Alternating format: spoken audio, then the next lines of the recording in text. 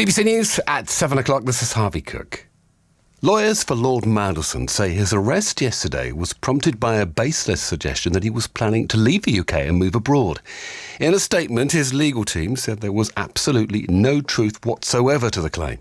The former ambassador to the US is accused of sharing market-sensitive government information with Jeffrey Epstein in 2009. The BBC understands he believes he has not acted in any way criminally. Here's our political correspondent, Joe Pike. This is what Mishcon Rea, Lord Mandelson's lawyers, have said this evening. We've asked the Metropolitan Police Service, they say, for the evidence relied upon to justify the arrest. Peter Mandelson's overriding priority is to cooperate with the police investigation, as he has done, they say, throughout this process, and to clear his name. One other nugget of information, we also understand that one of the conditions of his bail is that he's had to hand in his passport. MPs have launched blistering attacks on Andrew Mountbatten Windsor as they backed the release of documents relating to his appointment as a trade envoy 25 years ago. During a debate, the Minister, Sir Chris Bryant, described him as rude, arrogant and entitled. Mr Mountbatten Windsor was arrested last week on suspicion of misconduct in public office. He's not commented on allegations that he shared confidential material with Jeffrey Epstein, but has previously denied wrongdoing. The BBC has said that a racial slur shouted by a Tourette's campaigner during the BAFTA Awards on Sunday was broadcast in error. In an apology to staff, the broadcaster's chief content officer revealed that producers had edited out a second slur. GPs in England will have to guarantee same-day appointments to patients with urgent health needs under a new clause in their contracts. Ministers say the changes will ensure everybody who needs to be seen quickly will be, and they're providing extra funding. But Dr Jess Harvey, a GP based in Shropshire, is sceptical of the plans. Healthcare has infinite needs with a very finite resource. So what the government are doing at the moment is creating an unachievable expectation for our patients. Now, in general practice, we want our patients to get the service they deserve, but that needs to be appropriately funded. Reddit has been fined more than £14 million for failing to properly check the ages of its users. The company says it'll appeal. The head of the Louvre Museum in Paris has resigned months after a gang of thieves stole priceless jewels in a brazen heist. The items still haven't been recovered. Plans to build a holiday park on the banks of Loch Lomond have been rejected by the Scottish Government. The decision goes against the recommendation of its own advisor, but ministers cited flood risk, woodland loss and wider policy conflicts. The co-leader of the Scottish Greens, Ross Greer, has been a long-running opponent of the development. Flamingo Land's plans were unbelievably destructive, they were unpopular. It's been an absolute saga, it's gone on for far, far too long, but it has now finally been rejected. Flamingo Land need to walk away. People power has beaten corporate greed. And so to the weather. Clear spells across England with some patchy mist. Rain in western Scotland and Northern Ireland. And that's the BBC News at 7:03. The stories we tell. About the people we know. And the places we love. Are not just made here. They're stories made of here. The British Isles are globally important for nature. Yeah, we might find that kid who's got the raw talent, who's in a back street in Preston somewhere. That'd be amazing. The thing is... We're moving back to Barry. What? Made of Belfast. Liverpool, Cornwall, Glasgow, Newcastle, Cardiff. Made of here. Because this is our BBC. This is 5 Live Sports, the Champions League with Kelly Cates. Listen on BBC Sounds. Hello, good evening. Welcome to 5 Live Sports. St James's Park is our base this evening. Newcastle hope for a celebratory Champions League night under the lights. We'll also be across 3 other fascinating European ties. Atletico Madrid are currently beating Club Brugge 2-1. That makes it 5-4 to Atleti on aggregate. Plus, Bayer Leverkusen against Olympiacos is coming up and Inter against Bodo Glimt to come. We'll also have reaction from Sri Lanka as Harry Brook's brilliant century against Pakistan takes England through to the T20 World Cup semi-finals. We'll also chat about Mayweather-Pacquiao 2, 11 years on from the first fight. And there's 8 championship games tonight. A win for Middlesbrough at home to Leicester will take them level at the top with Coventry. But the real story might be elsewhere. In the most 2026 sentence possible, Snoop Dogg will be at Swansea City. More on that shortly.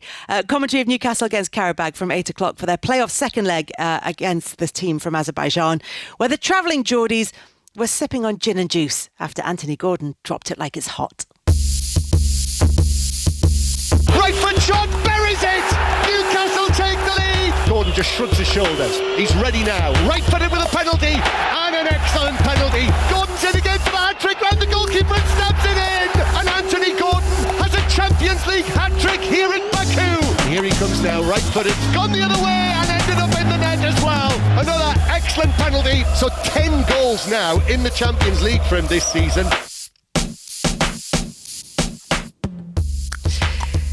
So the Geordies saying ain't nothing but a G thing on a special night for Newcastle in Azerbaijan last week. You can follow all of tonight's action alongside the final score graphics with Champions League final score. Just go to the BBC Sport website and app or to the BBC iPlayer, click on Champions League final score. At St James's Park this evening alongside Chris Sutton, it's John Murray and of course both will no doubt have a keen eye on how Bodo Glimt are faring at San Siro tonight as well. John Murray, did you very much enjoy the Snoop Dogg references? Yes, although I was thinking, is that really 2026? When you said it couldn't be more 2026? More 1993 than That's 2026, exactly perhaps. what I was thinking. Yeah, very much so. However, for Newcastle United, 2026, as far as the Champions League is concerned, is looking pretty comfortable. They've got a 5-goal lead coming into this game.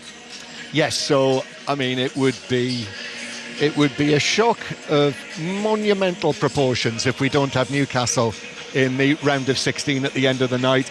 And I just feel, as I was saying a little earlier on Drive, I feel it's a night tonight that when St James's Park Newcastle United supporters can probably enjoy this tonight. And it's not that often, is it, that you'll go to a football match and that will be the case and that will be how you feel going there. You know, it is as close as you get to a formality, but it'll be an historic occasion to this tonight. Once Newcastle get the job done, to be into a knockout round in the round of 16 in the Champions League for the first time. So that will be worth celebrating for them. There are going to be celebrations at St James's Park, we expect tonight, Chris Sutton. You're going to have one eye on the Bodo Glimt score as well? Yeah, I mean, they've been a fascinating story, haven't they? What their last 3 results, they've beaten Manchester City, they beat Atletico Madrid in their own backyard, and then beating Inter 3-1. So they've got that 2-goal lead going over to Milan. I mean, that's a sensational game, and I really wouldn't put it past them going through. They're a tremendously organised outfit, and I think Inter have got the work cut out. I really, really do. I hope Bodo go through. I probably shouldn't say that, but I just do. It's all right, you're not covering that game, so you're allowed to be partisan. John, we're talking about Newcastle, though. That's going to be our focus for the commentary. They do have that amazing advantage over Qarabağ. So has Eddie Howe made big changes? No, actually. I would say he's not taking too many risks with this team, even though he has made 7 changes from Saturday at Manchester City in the Premier League and 6 changes from the first leg. So Chow was suspended for this after he picked up a yellow card in Baku. But Anthony Gordon, 4-goal Anthony Gordon from the first leg, he didn't train yesterday, so it's not a surprise he's not in the team, although he is a substitute. However, the same applied to Sandro Tonali, and he is in the team. There is also a first senior competitive start for Newcastle for Alex Murphy, 21-year-old, at left back, and Joe Linton and Botman both return to the starting lineup. So this is the team, changing goal with Ramsdale playing. Captain Trippier at right back, I wasn't necessarily expecting that. Had a lot of football recently, but Trippier at right back, then Botman, Byrne and Alex Murphy, then Tonali, and then Voltemada and Joe Linton, Jacob Murphy on the right, Barnes on the left, and Osula through the middle. There is no Jacob Ramsey, he's not involved tonight. Wissa, who I thought might be in the starting lineup, is only among the substitutes. And as for Qarabağ, they are without Mustafa Zada, central defender, who was injured in the first half last week in the first leg. So the experienced captain Badavi Husseinov comes in for him. But other than that, it's pretty much as you'd expect. Danny Bolt actually starts, I think, as a right wing back. So Kuchalski in goal, Mateus Silva, Husseinov and Medina, the 3 central defenders. Danny Bolt, Bicalio, Jankovic and Sefaguliev, the left wing back who scored last week. Then Montiel, Zubia and Duran. John, for now, thank you very much. We'll be back with John Murray and Chris Sutton at St James's Park very shortly. There is one Champions League game, as we've mentioned, already underway. John Akers is across it for us. It's an exciting night ahead, John. So where are we just now? Well, Atletico Madrid versus Brugge is well into the second half. 3-3 from the first leg, and Atleti are leading 2-1 on the night. That's 5-4 on aggregate on home turf. And there's we're midway through the second half in that game. But the big story, as Chris and you were mentioning a little bit earlier on, could come at the San Siro. Bodø/Glimt of Norway, 80 miles north of the Arctic Circle, lead into 3-1 from the first leg when they were super on their plastic pitch in what felt like temperatures of -9. They're at this stage of the competition for the first time in their history. They almost went out of existence in the noughties, and here they are on the verge of one of the greatest upsets the competition has ever known. As Chris said, they've already beaten City, Atleti so far in the competition, and I'll be keeping you across that one tonight. Kicks off at 8. Looking forward to chatting you throughout the evening, John. For now, thank you very much, and we will come on to Bodø/Glimt's incredible story and Inter's perilous position very soon. We're also joined by former Newcastle United striker Dwight Gale and French football journalist Julien Laurent. Good evening to both of you, but Jules, let's start with you, because yes, it will be a great night at St James's Park, but there's not much jeopardy. There are, however, chances for upsets elsewhere. Yeah, you're right, Kels. Hello, everyone. We've just mentioned a little bit with John there, the Inter Milan Bodø/Glimt tie and second leg, which I think of all the upset that we've had in recent years in the Champions League, and there's every season there's some big games and big teams that get knocked out by smaller teams, etc. But this would be pretty special for the finalists of last season to be knocked out like this in the playoff against this incredible Norwegian team that has a 2-goal lead from the first leg. Would be something very special and very rare. So more maybe than even Bruges against Atletico, the game currently going on and still very much in the balance. Maybe more than, I don't know, let's say Atalanta coming back to beat Dortmund and things like that. I think if Bodø/Glimt can keep that lead and face all those Inter Milan attacks, the leader of the Serie A table right now, to qualify for the last 16 would be something very, very unique, I think. But Dwight, obviously you're going to be focusing on events at St James's Park. Newcastle United on the brink of a first ever Champions League knockout game. The players are going to enjoy playing in this one. The pressure really at 6-1 up is off them. But what does it say about the progress of the team, of the club, that they're about to go into the knockout stages for the first time? Yeah, I mean, like you said from the start, they've obviously come a long way from as soon as they've been taken over, and they're obviously doing it in style, really. The performance last week was absolutely special, and it allows them to go into this one with a bit more of a relaxed state, like you say. I'm sure the fans will be buzzing and be able to enjoy it a lot more than normally the nail-biting situation that they sometimes get themselves into. But being able to give the young boy obviously a competitive start, and I'm sure Neve, the striker, will get a lot of minutes as well. It's going to be a fantastic opportunity for them as well. So I think it should be a great day and a great evening for the team. But they'll be really focused about doing a good performance and trying to get into his team for the next fixtures, really. I think everyone's been given an opportunity now to be the ones trying to get onto the pitch for the remaining quarterfinals and last 16, I'm sure.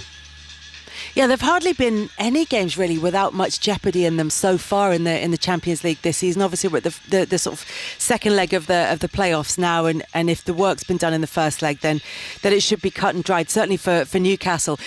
But even with those changes that he's made, the 7 changes that Eddie Howe has made, there's still quite a lot of senior players in that starting lineup. Or even though we might see a few changes as the game goes on. Do you think there's an opportunity here, Jules, for them just to go out and give some of those players a chance to play in a relaxed, celebratory atmosphere? Yeah, I think it's that. You can just imagine St James's Park being absolutely buzzing because you know that you've qualified already, and this would be fun. It'd be fun. You expect Newcastle to win again. It's good, I think, for players like Murphy, as we mentioned, like Osula as well, to have some game time. If I'm Anthony Gordon, I'm a little bit gutted in a way, because with 10 goals already in the Champions League, this is the kind of games where you know he could have had 1, 2, maybe 3, maybe not 4 like in the first leg, but at least a few more to catch up with Kylian Mbappe. And I don't think we've ever thought we could say that at the start of the Champions League season, that he could, have still more than Harry Kane and draw level with Kylian Mbappe as the top goal scorer in the competition, and then maybe dreaming of trying to catch up with the likes of the seasons that Messi and Ronaldo had in terms of goal scoring potential, and things like that. So if I'm Gordon, I'm maybe a little bit disappointed, but he needs a rest too. And Eddie Howe, I think he's absolutely right to have rotated like he did. So obviously we're not expecting a big turnaround at Newcastle United tonight, but we can go somewhere where it is all on the line. At the San Siro, John and Chris's favourites, Bodo Glimt, take a 3-1 lead to Inter. Norwegian journalist Marius Guttormsen is there and joins us now. Marius, is this a huge night, not just for Bodo Glimt, but for Norwegian football? Yeah, absolutely. It's the coverage in Norway is massive for this game. The possibility of a huge upset, another one, so to say, is absolutely on the line here. Bodo is traveling here with the utmost confidence and shown at home, even though it was on artificial turf and in freezing weather, that they are able to compete with the very best teams in Europe, surprisingly enough. Yeah, because you would expect a 3-1 advantage would be enough. It's just that, as Jules was outlining there, they're coming up against that Inter side who are in fantastic form, who've had a great season so far already, certainly domestically. Are there a few nerves, do you think? Absolutely, yeah, and even though they have performed actually better on away games in the Champions League this season, if you look at the statistics over the European competitions the last couple of years, they've actually been quite poor on playing away. Remember in Lazio in Rome last spring, they actually. They lost an advantage from the home game, and they actually went to extra time and penalty shootout, which they won and advanced to the semi-final. But it's a bit of a nervous game, this one, because they have performed poorly away previously. Why do you think Bodo have been able to have success up to this point this season? It's kind of, defies gravity, but their coach, Kjetil Knutsen, was asked this question on the press conference yesterday, and he said that it's basically down to three things. The players, they have to understand that they're privileged to do what they like to do the most, which is play football. They have to have this inner drive within themselves to constantly improve their game, improve their mentality. And the coach has the responsibility to try to fit them into the system, which can make the most out of each player. And Kjetil Knutsen, the manager of Bodo Glimt, has obviously managed to do that in his tenure at the club. And Jules, you spoke on Euroleagues, didn't you, to the culture coach at Bodo Glimt. What's a culture coach? What's a culture coach? Can somebody teach me how to say it? And why has he been so effective? I mean, it was an incredible interview, to be fair. We're not really sure. I don't know if Marcus knows him, but we were not really sure exactly what to expect, because you're right, culture coach is something that you don't really hear too much about when you talk about football clubs. And he's a former Air Force pilot, is that what we say, in Scandinavia, in Norway. And then basically it's the identity of your club and transmitting that to your players. And what I love about Bodo Glimt, yeah, you can say that Knutsen is doing an amazing job, which is true, obviously. We've seen some of their best players this season, like Hauge and Berg, going away to leaving the club to go to Europe, for example, to one of the big 5 leagues, one in France, one in Germany and in Italy, not really working out for them and coming back. All of that, we've told that story before. But they're also very much thinking out of the box and on how they can be better. And because they don't have the financial power that maybe English clubs have, or all the other European clubs that they would face in this competition, for example, you have to think differently. You have to do things in a different way. And for their culture coach, it was very simple: is how to unite this squad together, how to make those players gel. Also a bit of being a psychologist, and if there's a player who has a problem, he can come and talk about it. There's this very strong DNA at the club and identity right at the north of the Arctic Pole, Arctic Circle, like we said before. And all of that, really, and that was his job. But the way he was describing it was amazing. Like, yeah, we go in the morning and we've got those kind of like sessions together where we challenge the players mentally to think about things a bit differently and to get together and do activities all together. It was really, really fascinating. You can listen to it on BBC Sound because it's really worth it. It is worth it, and if you need motivating for anything, if you've got a big day coming up, I would go and listen to this guy speak, and you'll feel like you're fully prepared for it. John Murray and Chris Sutton obviously are covering Newcastle United against Qarabağ, but I know you've both watched the progress of Bodo Glimt. What is it that's impressed you both about them so far this season? Well, I want to ask Marius. Last time I spoke to Marius was in Buda in the aftermath of their great win against Manchester City. And I spoke to Marius then saying this has got the sort of Hollywood film feel to it. And Marius, you were then going off the next week, weren't you, to Madrid to see the match against Atletico. So it was Hollywood then. What is it now? Well, what's bigger than Hollywood? I don't even know. Oscar winning. Yeah, it's yeah. It's just a fairy tale that doesn't seem to end, and people are actually asking themselves, how far can this team actually go? It doesn't seem like the big clubs that they could face is scary anymore, because they have shown, they have the confidence, and they have this firm belief that if we do it our own way, then we can actually manage to beat everyone. And I think that's a great mentality to bring into games like these. And we'll see. The utmost test is coming tonight against Inter Milan away in San Siro. What a test. Marius, what has the manager Kjetil Knutsen said about the lack of games that Buda have had over the? I mean, you've only played 3 games in the last couple of months. I mean, that's amazing, really. The quality of opposition and the rhythm which you've found. I mean, that sort of goes against the grain. Has the manager spoken about that? Yeah, it's quite abnormal because this team is actually off season. They're doing their preseason now, and Kjetil Knutsen, the manager, has repeatedly said that he prefers his team when they're playing games every week, 2-3 times a week, and he has also been quite vocal about wanting to switch around the Norwegian series, which plays spring. Fall, as opposed to many other European leagues, but the conditions in the Scandinavian countries makes it a bit tough to play during winter, and you want to use the summer months as efficiently as possible due to the weather. So it's actually quite impressive. They haven't played a competitive game. Pretty much the only competitive games they've played has been in the European League, but he's kind of turned a little bit around on that standpoint, but because he has seen that this team's actually coming with a lot of power. They're running pretty much the most of all teams in the Champions League this season, and that's probably or could possibly be due to the fact that they're playing games so rarely. They're coming in with huge energy. Marius, also, let's be honest, since John Murray and Chris Sutton have visited Bodo, seems that something has changed, right? You agree with that? Are they your lucky charms now?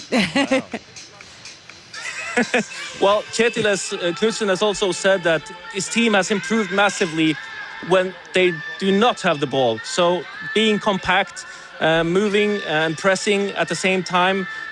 These usually have been a high-octane football team, which has just impressed and blown everyone away with their offensive game. But now they've also improved massively in their defensive aspect, and they still haven't lost a game in the Champions League where they had the least amount of the ball. So it just shows that they have improved massively on the defensive side as well. You never know, we might be seeing them again in the next round. And you know what? If you two can't make it, I think we should get little miniatures of you both to send along so that you're there in spirit at each of the subsequent games. Marius, really good to talk to you. Thank you so much for joining us. Marius Guttormsson there, who's at the San Siro ahead of a huge game for Bodo Glimt. They're playing Inter Milan and they have that 3-1 advantage from the first leg. Let's check in on what's been happening in the early kickoff in the Champions League. Last we heard, Atletico Madrid were 2-1 up against Club Brugge, 5-4 on aggregate. But there's been another goal. Which way's it gone, John Akers? Should be all done. Atleti 3, Brugge 1, 6-4 on aggregate. They lead. Sorloth with his second of the game. Good work from Ademola Lookman down the left, squared it, and there he was on the edge of the 6-yard box, left-footed to smash it into the net. So 8 minutes plus added time. It looks like Atleti are going through. They lead 3-1 against Brugge, 6-4 in aggregate. So our focus is on Champions League football this evening, but in the T20 World Cup, England are through to the semi-finals after beating Pakistan by 2 wickets thanks to a century from captain Harry Brook. We will hear from Brook himself and then from Test Match specials Daniel Norcross and Alex Hartley on that England win. First though, here's the moment that Harry Brook got his 100. Brook on 96, lofts it, up, over, mid-off and down to the boundary for 4, his first 100 in T20 international cricket. And the skipper Harry Brook gets a massive hug from Will Jacks. He is taking his side not just to victory but to the semi-finals. A truly remarkable 100 off 50 balls. He is streets ahead of anybody else in this game. Possibly, when he plays like this, you think he's better than anybody in the world. An amazing knock. Yeah, very happy with the way we played there, and it's just nice to get through to the semis now. And yeah, we got one more game against New Zealand, and we focus on that. But then the bigger prize at the other side. You're in a class of your own today, batted absolutely beautifully. That promotion to number 3, though, talk us through the mindset with that in the team. That was Baz. It was all Baz. It was, yeah, he came to me this morning and just said, look, we might change you up and put you up at 3 today. And we've spoken about adapting and changing all sorts throughout this competition, and just having the bravery to do that today was awesome. They gave you a little bit of a scare towards the end as well. What did you make of the Pakistan outfit today? Yeah, they're good. They're always good. There's some of the world-class players in there. They have been for many years, and yeah, like I said, it's just nice to get over the line. Such a wonderful all-round performance for everyone. Some great batting with you and Will Jacks at the back end as well. Confidence seems to be building in the English side, as you said, getting better and better and a more cohesive unit every time. Do you feel like you're in the right place now heading into the semis? Yeah, there's obviously areas that we still want to improve on, and yeah, you can never quite get perfection, but we're always striving for it. So yeah, like I said, we'll look towards the New Zealand game now, and our mind is completely on that. I'm Daniel Norcross. I'm alongside World Cup winner Alex Hartley as we look back on a quite extraordinary game of cricket at the Palakelly International Stadium in Kandy, where England have won against Pakistan by 2 wickets with 5 balls to spare, and in so doing they have booked their place in the semi-finals of the Men's T20 World Cup with a game to spare. This is an England team that have not been tipped heavily, have been, I would say, criticised for the way they've played throughout this tournament, that they've not shown, consistency, that they've not had any standout players, that they've limped over the line against Nepal. Well, doesn't really matter what anybody says. They are in the semi-finals, and they've got there quicker than anybody else, and they got there in spectacular fashion today thanks to an innings, one of the all-time great innings from their captain Harry Brook. He said he wanted his team to be fearless, and my goodness me, he was fearless all right. He hit around 100 in 51 balls. When he was out, the score was 155 for 6. He came in when the score was 0 for 1 off 1 ball. And his innings has been, without doubt, the difference between England and Pakistan today. Alex, where do we begin? I mean, this game has twisted and turned so many times today, with Pakistan looking like they were going to set 180 at one point, at other points looking like they might only set 150, ending up setting 165. England being all over the place at the start, losing wickets early. They were 35 for 3, 58 for 4. Pakistan felt well on top, and then they just ran into Harry Brook, who was quite simply staggering. Yeah, he really was. He was brilliant today. He's a world-class player. There's been a lot of talk on he's not done it when it matters. He's not done it on the world stage. He's not done it for his team. He's not ever had a player of the match performance for his team. He's asked a lot of his team. He said, I want them to be more aggressive when they're not playing great cricket. Let's be honest, it's been at times really tough to watch, and he's come out and said, hit the ball harder, hit the ball further, be braver, be better. And he's come out today, second ball of the innings, and he's been that person. He has stepped up. He's gone, actually, I'll go in at number 3. England lose a wicket, first ball of the innings. I'll do it. I'll go 3. Puts his hand up and shown exactly why he should. Does it paper over cracks, though? Because there's been familiar failings for England at the top of the order. Today it was Phil Salt getting a first ball. Doug got 60 odd in the last game. But Josh Buttler, we need to talk about Josh Buttler. It's another single-figure score, 4th running, 2 off 3 balls. One of our correspondents got in touch earlier and suggested that maybe Harry Brook should be opening the batting. He said Brook is making a very good case for promoting himself to opener and dropping Butler down the order. Thank you for that, Peter in Durham. You don't want to mess with somebody like Joss Butler. No, He's God. the greatest white ball player. Like, who's writing Joss Butler off? If you are, get a grip. Seriously. He's the best white ball cricketer England have ever produced. And he can't have this purple patch and he can't be in a brilliant run of form forever. And he's one of those players where it takes one shot of him to crunch one through the covers, for him to sweep one for 6, and he'll be back. He will absolutely be back. And look, it's not a worry because England are winning games. It would be a worry if they're losing games and they're not playing good cricket. And look, they've played bitty cricket, but somebody's always stepped up at a certain time. I have absolutely no doubt that when push comes to the shove, Joss Butler will step up and he'll be okay. He's just, the more we all talk about it, the less confidence he's going to have, the more he's going to see. He's obviously got his own podcast now. He's got to talk about it on there. Harry Brooks said after the game against Sri Lanka, he's just a bloke that's running low on confidence, and you can sort of see that. When he got out today, he's just like, oh, another one, here we go. But he's been through this before. He'll probably get 80 off 30 balls in the next game, and everyone goes, oh, what a strange old tournament. The next game is a kind of a free hit against New Zealand, and that sometimes can liberate players, can't it? Yeah. And do you see England just sticking with the formula? Because they get time off between these games. You want to get into a groove, you want to get into a kind of rhythm. It's 3 days before they play again. Yeah, so they'll travel tomorrow to Colombo.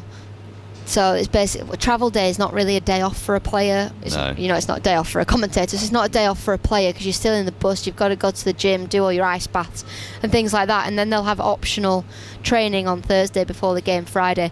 I personally wouldn't change a thing for England. I think because they haven't had that complete performance, everybody will want to get out there and everybody will want to find that rhythm. And you can hear more from Alex and Daniel on the latest Test Match Special podcast, and that is available right now on BBC Sounds. Meanwhile, the ECB have released a statement saying that players must not be excluded from the 100 on their grounds of their nationality. The BBC revealed last week that Pakistani cricketers were not being considered by the 4 sides, who are now part-owned by Indian companies that also control IPL teams. Boxing rivals Floyd Mayweather Jr. and Manny Pacquiao are stepping into the ring one more time. They've both agreed to a professional rematch of their iconic 2015 fight this coming September at the Sphere in Las Vegas. Pacquiao is 47, Mayweather is 48, and that first fight was 11 years ago. So here's a reminder of how it all ended. Pacquiao tries a long looping left hand over the top, but Mayweather steps off once again. Last few seconds, he raises his right glove. He understands here, Mayweather, that he's done enough, as do all the crowd here. They boo towards the end. The final bell sounds. Pacquiao raises both arms. Floyd Mayweather jumps up onto the second set of ropes, looks around the arena, doesn't quite get the kind of ovation he was hoping for, but that was a superb performance of defensive brilliance from Floyd Mayweather. Ladies and gentlemen, after 12 rounds of boxing here at the MGM Grand, we go to the scorecards. All 3 in favor of the winner by unanimous decision. He is now the unified welterweight champion of the world and still undefeated, Floyd Money Mayweather. Well, whatever the sound of hostility in this arena here, someday soon everybody here will realise they are in the presence of greatness. I mean, you guys was the one that said throughout the years, Floyd is scared, Floyd is a coward, Floyd is a chicken. You guys were all those stories. I made you guys eat your words, and I made you guys eat your words. So tomorrow when y'all write them stories, I want y'all to say, the non-believers, Floyd Mayweather turned us into believers. They will realise it was a privilege to be here this evening to watch the man who has extended his unbeaten record to 48 fights. They said this was the biggest test of his career. How he rose to the challenge. Floyd Mayweather endorses his status as an all-time great. The great Mike Costello providing the 5 Live commentary there on Mayweather Pacquiao in 2015. And Mike joins us now. Evening, Mike. Evening, Kelly. Do you remember that vividly, particularly when you hear that commentary back?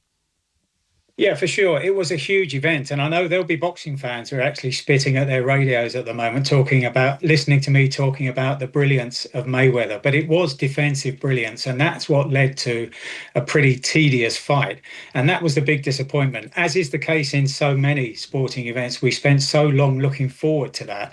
And that was a fight that was originally scheduled to happen as long ago as 2010, but the two sides got into a row over the type of drug testing that would be used, and so we didn't get to ringside until 5 years later. But it was a monumental event, Kelly. In any way you look at the figures of that night, I remember looking on one of the secondary ticketing websites on the eve of the fight, and there were ringside seats being sold for $240,000. Now, whether those sales went through, what we do know on record is that ringside seats sold for $100,000 and more. And we know that in the media because they were so stringent in terms of the number of seats they gave up to media personnel who'd made their way to Las Vegas. In terms of the attention around the fight, it's the highest pay-per-view audience in the history of boxing in the United States, with 4.6 million pay-per-view buys around homes across the country. Now, when you consider that each of those homes had to pay $100 to watch the fight at home, simple arithmetic tells you that's $450 million to be shared by everyone involved, principally the fighters. It was colossal beyond words in so many ways. And I think that's one of the reasons so many fans were disappointed with the outcome, and in particular with the performance of Manny Pacquiao. Yeah, and as you've described, the size of the event not quite matched in terms of delivering the fight that people wanted to see. But those numbers that you've just given, even with those boxers now in their late 40s, is that why it's happening again? The fact that so many people wanted to see it, that there's money at stake here? Look, there is a huge amount of money to be earned. And let's make it clear that these two in September are highly likely to earn more than any world champion this year. If not any world champion, then certainly most world champions this year. We haven't been given an idea yet of what sort of figures those are, but you can be absolutely certain that they wouldn't be clambering through the ropes all over again for money that wasn't absolutely monumental. And look, some fans might say the fight, even with two men closing in on their 50th birthdays, it can't be worse than the first one. But look, I'm not buzzing about it in any way near how I was for the first fight, but ask me the question, will I watch it? Of course I will. And there might be some longer term benefits here. Netflix have created this habit of finding an audience, haven't they, over the past 10 and 15 years. And I realised that most of what they've done in boxing has been, to use Steve Bunce's word on 5 Live Breakfast this morning, carnival or the circus type of fight. And this would fit into that category. But also in April of this year, they're showing Tyson Fury's next fight, which is back to, if you like, proper boxing. Is this a sign, both fights that we're talking about here, that Netflix might be just looking at a longer term interest in boxing? And if you look around the world in terms of the television landscape for boxing, in hotbeds like here in the UK, in the United States, Germany and elsewhere, then, another introduction at another competitor in terms of the television landscape would be more than welcome in this sport. Mike, I take your point about, bringing a new audience or maybe, re-engaging an older audience in boxing in order to promote real fights rather than exhibition fights. But it's not like this is playing football or, sort of celebrity challenges. This is boxing. It's dangerous. Where do you stand on the fact that boxers are coming into the ring in their late 40s, or they're going up against YouTubers, or there are these kind of carnival fights? Yeah, look, is this a fight I want to see? No. But will you see anyone frog marching these two men to the ring, forcing them to climb the stairs and clamber through the ropes? No, you won't. And they'll be earning a lot of money for it. But it's not just money, it's ego as well. And it's a sport that we've documented tales of across the years of men who just can't walk away. And that might happen as well in years to come with women as well, as they get into careers where they can earn these exorbitant amounts of money as well. But in terms of these two and the ages that they are, I tend to concentrate less on ages and the types of fight that they've had, because I always say that you can measure the age of a fighter more by the hard rounds that they've had rather than the years that have gone by on the calendar. And Manny Pacquiao in particular has had a lot of hard fights. Mayweather, because of his defensive genius, hasn't had anything like the same kind of grueling career as Manny Pacquiao has. But the problem is here, once they pass all the stipulations in terms of the medicals in the build-up to the fight, then there is nothing that legally anybody can do to stop them doing this. Mike, thank you very much. Good to talk to you as always. Mike Costello there on Mayweather Pacquiao Mark II, which is coming up. Let's focus on the football for a while now. We'll go to John Akers. The final whistle has gone in the game between Atletico Madrid and Club Brugge. John. Comfortable for Atleti in the end. Finished 4-1 on the night, 7-4 on aggregate, so they are through. Sorloth with a hat-trick on 23, 76 and 87. Ordóñez did get one back. Cardoso, though, with the other one for Atleti, means they progress comfortably. And, of course, they'll face either Liverpool or Spurs in the round of 16. John, thank you very much for now. There are 13 Football League games tonight as well. Let's start at the top of the Championship. Middlesbrough could go level on points with leaders Coventry. They're at home to Leicester City tonight. Naz Premji. Evening, Kelly. Welcome to Hellball. Kim Hellberg's side are chasing the Sky Blues after that recent defeat to the leaders. They'll be confident tonight of victory against the Leicester side, who last won here back in 2013. Gary Rowett started his Foxes' reign with a draw at Stoke at the weekend. Borough also drew 0-0 here with Oxford, which saw them have 24 shots at goal. They expect goals and excitement. Points so important for both these sides. Borough changed 3. Riley McGree back among the starters for them. Leicester have changed 2. Bobby Decordova-Reid returns for them after suspension. Hull are currently in the playoffs. Derby are fighting for a spot after a bad start to their season. Watching that one, Sandy Rajavajula. And they've been falling flat here of Hull City. They lost 3-1 to QPR. That hurt. Only one league win in their last 5. They're clinging on in the playoffs. Derby were there too, but fell at Watford down to 8th. John Eustace brings in ex-Liverpool youngster Bobby Clark. Patrick Adjemang leads the line. He's got 10. Ollie McBurney has 3 more with 13 for Hull. They're desperate for some home cheer here. And Derby won 7 of the last 10 on the road. Can Ipswich further cement their place for a return to the Premier League, or can Watford make a big push? Aaron Paul. Oh, they need something to get back on track, Kelly. 3 defeats in the last 5. As some Ipswich fans wondering if they can sustain a promotion push. Saturday, though, offered a first win for new Watford boss Ed Still. He's made 4 changes to the side successful against Derby. Georgie Chakvatadze comes in. Kieran McKenna also makes 4, handing a first start to Dan Neil, with Waller, Egley, Greaves and Marcelina all in as well. Wrexham are in the playoff places, Portsmouth at the bottom end of the table. So is this a playoff push survival battle fixture, Tom Gale? Oh, Kelly, well, don't at me Pompey fans, but given the Hollywood backdrop, I think many view this as a playoff push headline act. A fierce meeting between the two at the racecourse in 40 years. Across their last 2 matches, both clubs have scored a combined total of 13 goals, so I'm going all in on the commentator's curse. This is going to be lively. Looking forward to it. West Brom at 9 league games without a win. They face Charlton.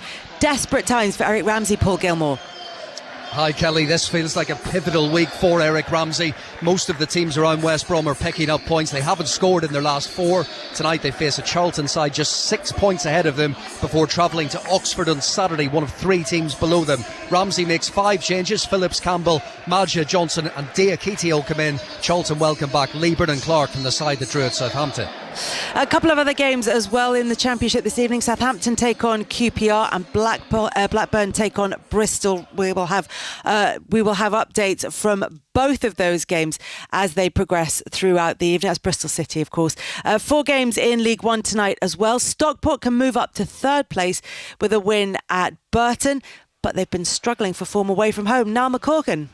Just one win from their last 5 games on the road, Kelly, but maybe the prospect of moving into the top 3 with a win tonight is the incentive they need. County did the business against another local adversary in Wigan at the weekend. 2 goals after the 90th minute from the division's top scorer, Kyle Wootton, saw them clutch a late win, a result which actually did struggling Burton Albion a favour at the other end of the table. Burton come into tonight 2 points and 1 place outside the bottom 4 in League One. Avoiding defeat will be their aim, considering relegation rivals Northampton can jump above them if they beat bottom feeders Port Vale elsewhere this evening.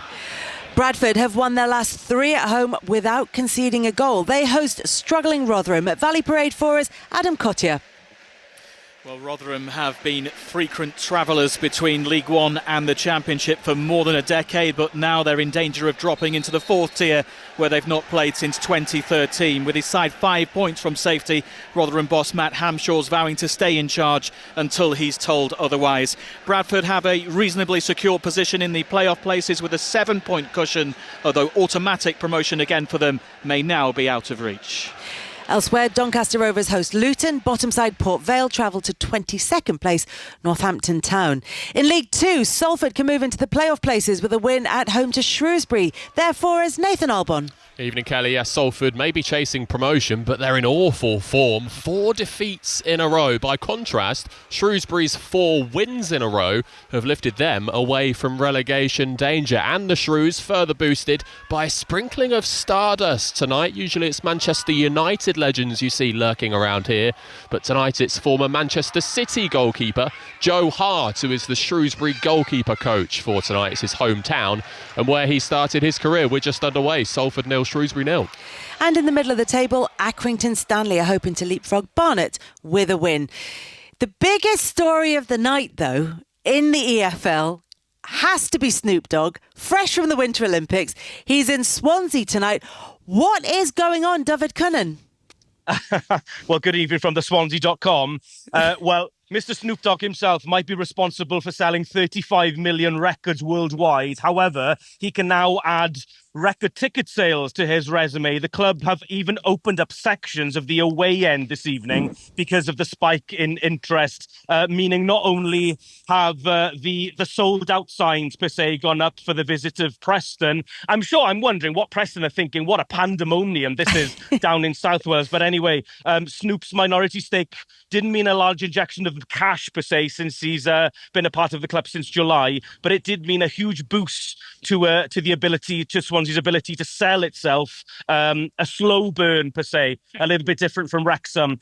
In terms of team news quickly, the Swans are currently on an 8-game home winning streak. 2 changes for them this evening. In comes Ronald, and there's a home debut for 22-year-old Leo Valter. The young Finn starts on the left wing instead of Melkert Vidal. And then for Preston this evening, they make 3 changes. Daniel Jebinson, Callum Lang and Odell Ophir all start for the visitors. We've had a light show here. Snoop has been paraded around the stadium. We've had around 2 minutes on a clock. No goals here so far. Julien Laurent is with us as well. Jules, this is becoming something of a trend. Big name celebrities becoming part owners of European football clubs. Yeah, pretty incredible to have Snoop Dogg in Swansea today. And Martha Stewart. Martha Stewart and Luka Modric. I mean, Luka Modric... Well, he's football, so it's kind of less surprising. Football, you're right. But even the likes of Tom Brady, obviously at Birmingham, or JJ Watt at Burnley, to see those big American names, and there's obviously others like Michael B. Jordan, if you like your cinema as well, at Bournemouth. To see that is great. It doesn't always mean that money will come into the club directly, like Ryan Reynolds and his gang at Wrexham, but it shows. It brings more exposure to your football team. It brings more publicity around it, which I think is always a good thing, especially when you're maybe not in the Premier League, or not yet, at least. So I'm all for it, but it's funny to see Snoop there. I'm not sure what he knows about soccer, but at least he's there. Listen, we've seen how quickly he can learn with Olympic sport, with Winter Olympic sport. He can pick things up very quickly. And he does, like you said, there might not be a direct injection of cash, but as we were hearing there from David, there are a record number of ticket ticket sales at Swansea this evening. And of course, there is more attention on the game because of Snoop Dogg, as evidenced by the fact that you can see footage of Snoop Dogg at Swansea's training ground on the BBC Sport website. I'm sure you will be racing to see that coverage. We are going to head back to St James's Park now. Kieran Kelly, our Newcastle United reporter, has joined John Murray and Chris Sutton. Kieran, good to have you with us. Let's start with the team selection. There's some younger players involved tonight. Tell us a bit about Alex Murphy. Yes, good evening, Kelly. He's from Galway, like myself. Don't hold that against him. He's a young defender who's been on the club's books since 2022. So he's been there a while. He's waited very patiently for his full Newcastle United competitive debut. Made a number of substitute appearances this season, but tonight feels like a reward for him, really, for his patience. He didn't go out on loan mid-season. He's travelled with the team all over the country, all over Europe, really, in this Champions League campaign. And Eddie Howe really feels like this is a chance to give him that first start. And what an occasion for him. You think of the amount of players from the Republic of Ireland who played in a knockout stage of the Champions League tie, not so many in recent years. So it's a very proud night for him and his family, I'm sure. Yeah, great night for Alex Murphy, who will be making an appearance, and we'll probably see more of the young players. Dwight Gale is with us as well. But there's also an opportunity for the more senior players to go out in a relaxed atmosphere, in a celebratory atmosphere, to play in front of a raucous St James's Park. And then, as the game goes on, bring those young players in. What a way to be making your first start as well, Dwight. Yeah, I mean, I'm sure he would have dreamed about it, and obviously when the result was going so well last week, obviously we saw Sean Lee come on and get his sort of debut in the Champions League there. So Alex, I'm sure, is really excited, and I'm sure he'll be ready to go. And the fact that they've got like a bit of a comfortable lead will mean that the boys like Trippier and Murphy will be around them and giving him just a confidence boost. And after the first whistle goes, I'm sure he'll just grow into the game, really, and I'm sure he'll show why he's been chosen. Just a couple of weeks ago, Eddie Howe said after the defeat by Brentford, I always feel under pressure. I'm obviously not doing my job well enough at the moment. Kieran, dealing with Eddie Howe as regularly as you do, how have you found him in recent weeks? Has there been a change? Have you seen that pressure? Yeah, I mean, it's amazing to think what's happened since that Brentford game you mentioned. You know, that was the last time they were playing at St James's Park. 3-2 defeat, booed off by a section of supporters. I remember one fan making his way to the back of the dugout to say, sort it out, Eddie. And it's not really the sort of imagery associated with the Eddie Howe era here in Newcastle. From the outside looking in, it might seem a straight line that they were fighting relegation a few years ago, as Dwight knows, and then they went on to end that major way for a trophy. But it hasn't always been in a straight line. He's had sticky spells before, but he's always had that resilience, that ability to bounce back. And after that game, he looked crestfallen. He looked like he was searching for answers. There was a bit of soul searching behind the scenes, some home truths in that dressing room that they had to show, quote unquote, that they were fighting for the manager. And the team have come back together. They've always had that spirit, that resilience. You've never really known what you're going to get with Newcastle at times this season, but I look at what they've done in recent weeks. You know, a team that were so poor on the road have gone to Tottenham and won. They've gone to Aston Villa, won. They went to Qarabağ, had that huge result. Even in defeat against Manchester City, you know, really performed well. And they've taken a lot of positives from that. Eddie Howe himself looks so much more relaxed. You can see the pressure easing off his shoulders a bit. And to be honest, no one puts more pressure on his shoulders than him himself. Blackburn have started well under Michael O'Neill, and they're already ahead in the Championship. They're 1-0 up at home to Bristol City. Kieran, one final one before we let you go. We're going to see another of these TIFO displays that St James's Park is becoming so well known for. Just tell us a little bit about Newcastle United's story. Yeah, so basically it's a group of volunteers, a group of supporters who are called War Flags. So they've been going since 2017, and honestly the planning, the organising, the hard work these guys put in is incredible. I'll tell you a story going back to 2022. Newcastle's final home game of the season was against Arsenal, and they had achieved safety. They were essentially had nothing to play for in theory, but Eddie Howe sensing he didn't want his players to be sidetracked. He brought in a few volunteers from War Flags in to speak to the players, to basically explain, you know, why they spent so much time doing these displays, why they are so dedicated to it. And Newcastle, I'm not saying there's a direct correlation, they went on to beat Arsenal 2-0 a few days later. They were inspired that night. St James's was absolutely rocking that night. And you'll notice tonight, as the players make their way out of the tunnel, they inevitably will crane their necks towards the Gallowgate end to see what today's display has been. It definitely has an impact on them. Kieran, thank you very much. Dwight, obviously you were at Newcastle when the Tifos began in the Championship. Look, they're not going to win or lose games for Newcastle United, but how much do they contribute to the atmosphere? Yeah, I mean, like we mentioned there, they've been fantastic, and obviously with the team now for 9 years. But as mentioned before, that Arsenal game was one of the games that really sticks clear in my mind. It was probably my favourite game for the club. Obviously, didn't play too long of it, but I do remember it wasn't long after the takeover, and like you said, we didn't really have much to play for. But to see what the fans, the atmosphere that it created was absolutely rocking.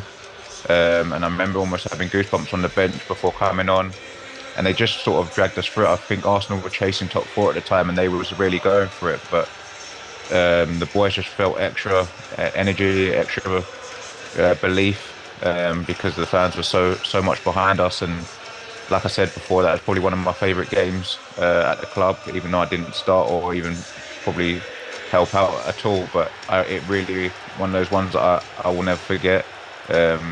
And that's again because of War Flags, and I remember them coming in, and that's what Eddie's about really. He loves that side. He loves giving the boys a realisation sometimes, and just to look at things from the other side, and what people turn up and what their day-to-day looks like to help us out really. And I think that really just spurred the boys on, as well as probably this week or the last few weeks when things perhaps wasn't going so well.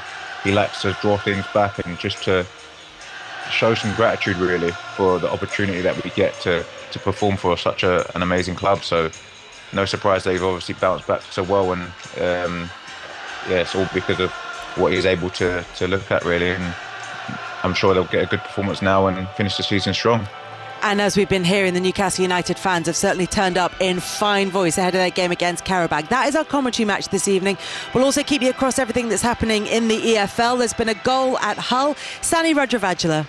And the hosts have to leave. Hull 1, Derby 0. Ollie McBurney wheels away, celebrating from a corner in front of left-hand side. But it looks like it came off the back of defender Callum Elder. Either way, Hull City are ahead. Hull 1, Derby 0. And in League One, there's been a goal at Bradford. Adam Cottier.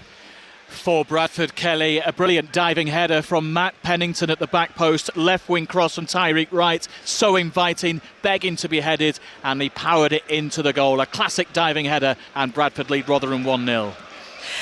We will be back with Julien Laurent and Dwight Gale at half-time and at full-time in this game between Newcastle United and Qarabağ here on 5 Live Sport this evening. But it's a huge Champions League occasion. Newcastle have that 6-1 advantage from the first leg that they're taking in front of their fans. All the celebrations at St James's Park, and there to see it all, Chris Sutton and John Murray. Yes, thank you very much, Kelly. Welcome everyone inside Newcastle United's St James's Park. After a day when early spring has been in the air here in the northeast of England, the Champions League round of 16 awaits for Newcastle United. And after last week in Baku, 6-1 away from home, the biggest win Newcastle United have ever had in the Champions League, this is, Chris Sutton, a formality for them tonight. However, if you'd walked into the ground and didn't know that, you would have no idea of that, would you? The atmosphere has been stereotypically electric. Yeah, I think the Newcastle United fans really appreciative of their manager and their recent form. They're unlucky at the weekend against Manchester City, pushed them all the way.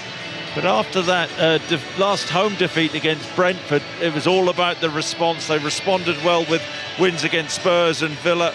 And then the performance in Qarabağ, which has left Eddie Howe's men in a brilliant position. They're going to go through. Although in his programme notes, he says no room for complacency. Well, that's Eddie Howe. And you referred to him there. And we heard Kieran as well, our colleague Kieran Kelly, talking about the last home match here. And the fact that there were boos and angry reactions, I think highly significant for the next home match. And Kieran mentioned the flags display. The flag tonight, one big black and white flag, which was actually in the Leazes end rather than the Gallagate end.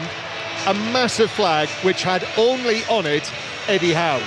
That's not a coincidence. That's it felt like that's a show of support from the Newcastle United supporting heartland. Yeah, I mean, the job which he has done since he's been at Newcastle has been absolutely phenomenal. You talk about the League Cup success, but the three previous seasons, 5th place finish, 7th place finish, 4th place finish in the Premier League. You know, where this club were at when Eddie Howe came in to what they're at now, totally different team. So that is Chris Sutton, Premier League winner, Champions League goal scorer, European finalist, and we're inside St James's Park. We're almost right over the halfway line, aren't we, in our lowish commentary position. Looking over the top of the benches in front, I can see the Newcastle United crest just to the right on the top of the dugout, and then as well the prancing horses, they call them the horsemen, Qarabağ, who've come all the way from the other side of Europe, and right up in the top tier of the Leazes end there are approximately 100 Qarabağ supporters who are mainly UK based, I'm told. So the scene is set. Newcastle start their second leg 6-1 up, and surely tonight is a night that they can enjoy in the Champions League and look forward to that round of 16 tie. Newcastle in the black and white striped shirts, white shorts, white socks. It'll be either Chelsea or Barcelona next month, but they have to finish the job. There is 90 minutes of football to be played, and the team that Eddie Howe's picked tonight, the man who scored 4 goals in the first leg, Anthony Gordon, is only on the bench this evening. It is his birthday as well today. Anthony Gordon, 25 today. And it's also Jacob Murphy's birthday, who is on the ball now, starting this match, 31 today, playing the ball back towards the halfway line. So at Newcastle with Ramsdale in goal, Pope on the bench. Kieran Trippier's the captain. The ball's played over the top for Jacob Murphy, down the right-hand side, rides the challenge, and it is cleared away by Tefaguliev, the left wing-back as he is tonight. Kieran Trippier pushing forward, but the ball's out of play and it's a throw-in to Qarabağ. So the Newcastle back four tonight, Kieran Trippier, Sven Botman back in the team, Dan Burn and Alex Murphy starting a senior competitive match for Newcastle United for the first time, the 21-year-old Irishman. So he's playing, and Lewis Hall's on the bench this evening. Then in midfield, Sandro Tonali, who did miss training yesterday but plays in the match.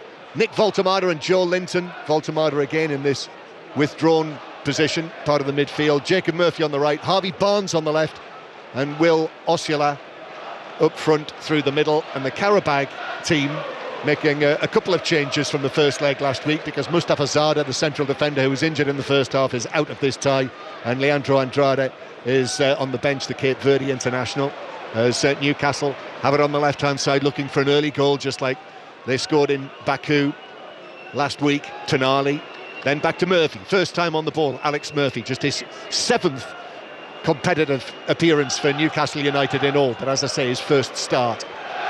Newcastle go out to Trippier on the right-hand side. Trippier then back infield to Voltemada. Voltemada with blue Qarabağ shirts in front of him, passes the ball back out to the right-hand side. Newcastle attacking towards the Leazes end, and it's out of play for a Newcastle throw.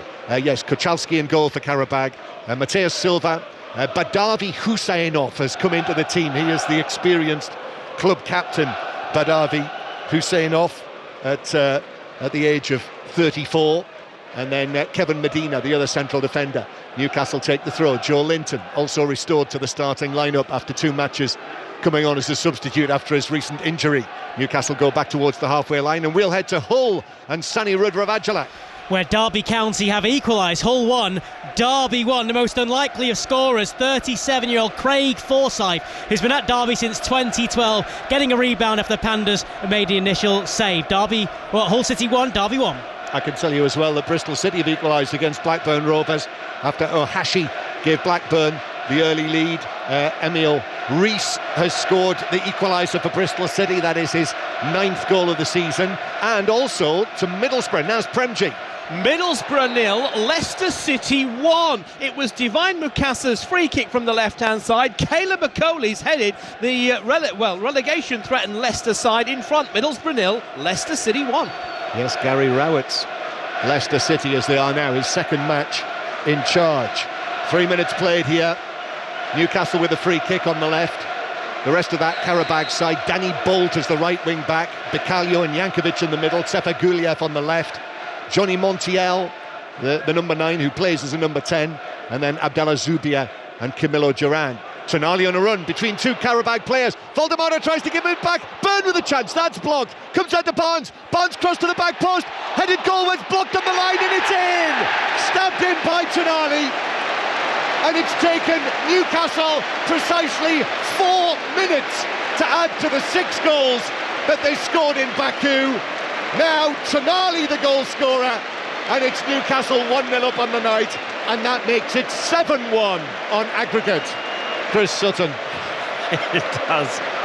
Great start from Newcastle. Qarabağ just camped in and around the box, and there's a ball to the far post, and Osler actually I think should have scored with his first header. As a smart save, Kuchelski, but Tonali was there. I'm a little bit surprised Tonali started the game this evening. He's been such a valuable player for Eddie Howe this season, but he pokes it in from 6 yards.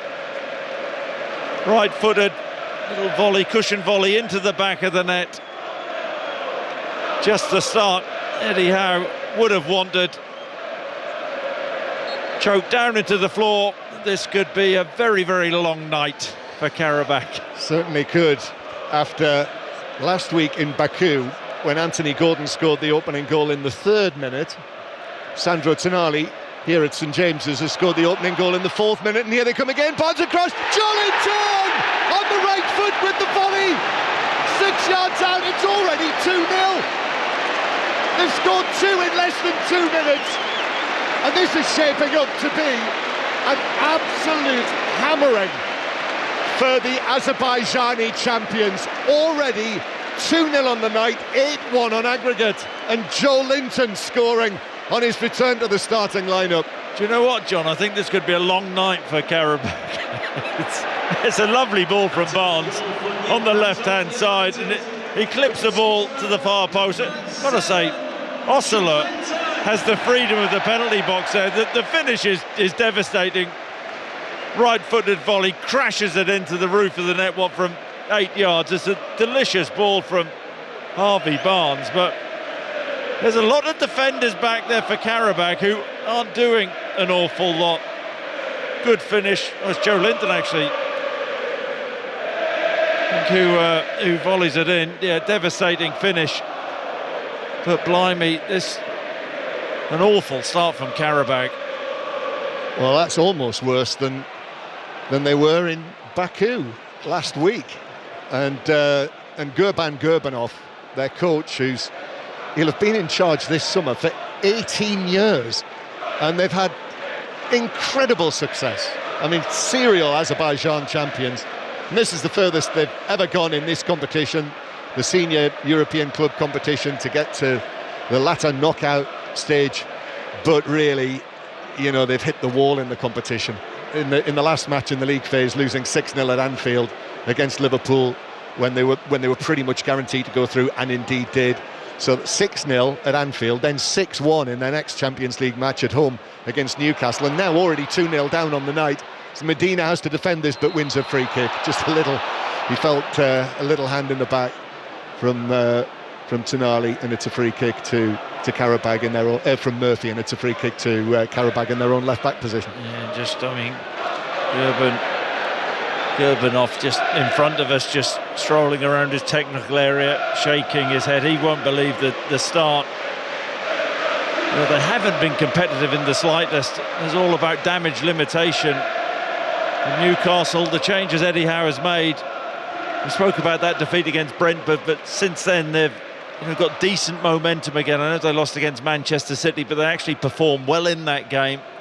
He's gone strong with his selection, and this night is going to be an absolute formality. Well, we're going to keep you across all of the action tonight. Already brought you 2 Champions League goals. 2 other Champions League matches are being played right now. Atletico Madrid are already through, and we know that they will be the opponents for either Tottenham or Liverpool in the round of 16. It is tonight a Champions League final score night. So on the website and the iPlayer, if you click on Champions League final score, you'll see the video printer and all the analysis. You'll be able to listen to the commentary as well here on 5 Live.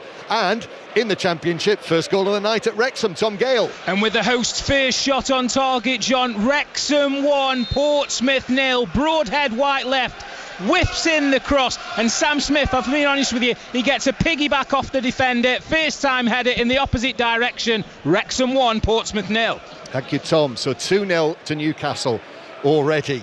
So that is 8-1 on aggregate, and I can tell you that Newcastle's record aggregate win in Europe was in a UEFA Cup tie against Antwerp, and that finished 10-2 back in the 90s.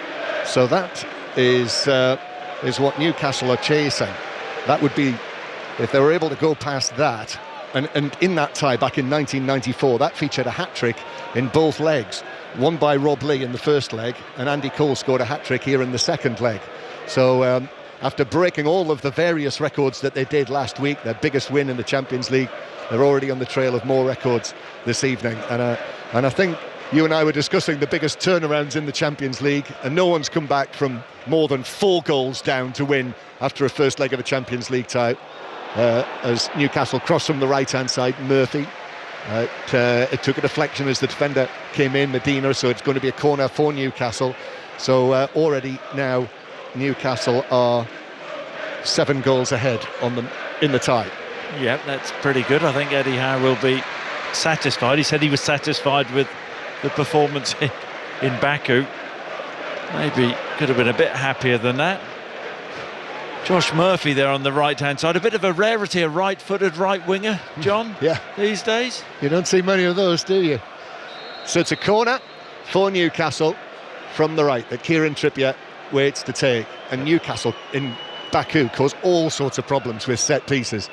So Trippier takes it low, looking for Barnes. He didn't. He actually mishit it, and Montiel was able to come across with his socks down, tiny squat little figure, and was able to clear it away before it reached Barnes. But Voldemar now, as Newcastle start again. Voldemar attempting the pass through, bounces off Voldemar again to the edge of the penalty area. Oh, Danny Bolt was a bit casual there. I thought Tonali was going to be in and rob him of possession, but he was able to get there first. Yeah, then he did a no-look pass. Did you spot that from Danny Bolt into midfield? I think it's fascinating Voldemar in that midfield role. I think Eddie Howe has made his mind up with him. I know he can play in that central striker position, but he's not one with that pace who can get him behind. Yeah, and what have you thought of him in that position so far? When you've seen him play there, I thought he looked very good against obviously poor opposition last week. Yeah, he's an excellent technician, isn't he? Excellent sort of linker of the play, great vision, great awareness. But the one thing he hasn't got is that great pace which you sort of associate with Eddie Howe teams. Here's Alex Murphy breaking forward from inside his own half, but he was challenged by Danny Bolt. Bolt actually is a nickname. That's not actually his name. Yeah. You can't have nicknames on your shirt, can you? Well, I mean, you can do what you like these days. But his actual name is Daniel Lima de Castro, but they call him Bolt after not the taxi company that that you use in Azerbaijan, but Usain Bolt, because of his pace. Although Newcastle coming forward with the ball on the right-hand side. Busy night tonight in the Championship, 8 matches. Dundee United 0, Aberdeen 0 in the Premiership. That was a 7:45 kickoff. Newcastle breaking forward with Murphy, but who's conceded a free kick. And actually the referee's just going across. The referee, who's Italian, Davide Massa, is just going to have a word with him. It's a free kick to Qarabağ inside their own penalty area. There has been an opening goal of the night now in Swansea. David Kernan. Well, and after all that build-up, it's a bit of an anticlimactic start here for Swansea. Preston lead. The Party Poopers are 1-0 up. Great work from Dobbin on the right-hand side. His cross diverted into the path of Daniel Jebinson, and he couldn't miss from 6 yards out. 27 minutes on the clock here. Swansea City 0, Preston North End 1. And Southampton have taken the lead against QPR. Finn Azaz scoring the opener for for Southampton. I heard David earlier say to Kelly that Snoop Dogg had been paraded around the pitch at Swansea this evening, which immediately made me think of, have you ever been to Hereford, where they parade the bull around the pitch? It's an amazing sight, that. Yeah, I lost there as manager of Lincoln City, but I could say I lost at many grounds. Well, but I'm sure that... do they still do that? I imagine so. Don't you think? Not so sure. It's a while ago. Yeah. It's a while ago since I was last at Hereford. Bobby Gould was with me that night, that day as the summariser. Hello, Bobby, if you're listening. Newcastle 2, Qarabağ 0. Tonali and Joe Linton, the early goal scorers. Tonali now passing through Joe Linton. The little flick from him. Murphy, high ball into the box. Oh, Danny Bolt's chested it straight back to Osula, and he couldn't get the ball down for the shot. And in the end, it was hooked away by Husseinov to comparative safety. Yeah, his touch just let him down there. Osula, yeah, I don't know what Bolt was thinking, as total misjudgment. Maybe could have gone for that volley first time, took a touch, and in fairness to Medina, he got back sharply and just nicked the ball off Osula's foot. I have to confess, Chris, last week when we were in Baku, the commentary, when Pat Nevin was with us, there was a point in the first half where I began to wonder if I'd lost count of the number of goals, because, I mean, there were 5 in the first half. They were rattling in at various stages, and after 2 here in the first 6 minutes, I thought it might be more of the same, might be more yet. Barnes now into the penalty area. Barnes still going, goes down. Danny Bolt put the challenge in, and the referee ignored that. The referee's body language, Davide Massa, suggested that it wasn't for a single moment that he was considering giving that as a penalty. So, Chris, is that a contender? Well, I think he did go down fairly easily there. Barnes' left-hand side of the box, there didn't look to be any real contact, and he threw himself to the floor. I mean, he will have to be a contender, John. He might. Simulation game. Harvey Barnes might have to tune in next Sunday night. I'm sure he does. Well, he might not this weekend. Tonali for Newcastle inside their own half. So already the goals in the Championship: Blackburn 1, Bristol City 1, Hull City 1, Derby 1, Middlesbrough 0, Leicester 1, Swansea 0, Preston 1, Wrexham 1, Portsmouth 0, and Southampton 1, QPR 0. The other goals, the other matches still goalless. Here is Jacob Murphy. Murphy to Joe Linton. Again, Newcastle, despite all of the changes, Joe Linton still going into the penalty area, pulls it across, but Kachalski, the goalkeeper, is able to pull that down and pick it up on the bounce. He's been beaten twice already in the match. He made a series of saves in the first leg. They did concede 2 penalties in the first leg, and he launches it downfield, but Botman, who's also returning to the Newcastle side tonight, is able to get it down. So Newcastle coming forward. Newcastle leading by 2-0. Let's go around the various grounds tonight. Actually, first of all, we'll go to John Akers, who's monitoring the other Champions League matches that are being played. Inter 0, Bode Glimt 0. Bode leading 3-1 on aggregate. It's been all Inter, as you'd imagine, and they've had the majority of the chances so far. Esposito, DeMarco and Thuram all going close. It's Inter 0, Bode Glimt 0. That could be an incredible night for the Norwegian club. Bayer Leverkusen 0, Olympiacos 0, so Bayer Leverkusen 2-0 up there. Newcastle winning 2-0 here, so waltzing through they are. 8-1 on aggregate. Tonali and Joe Linton, the early goal scorers. In the Championship, Middlesbrough Leicester, Naz Premji.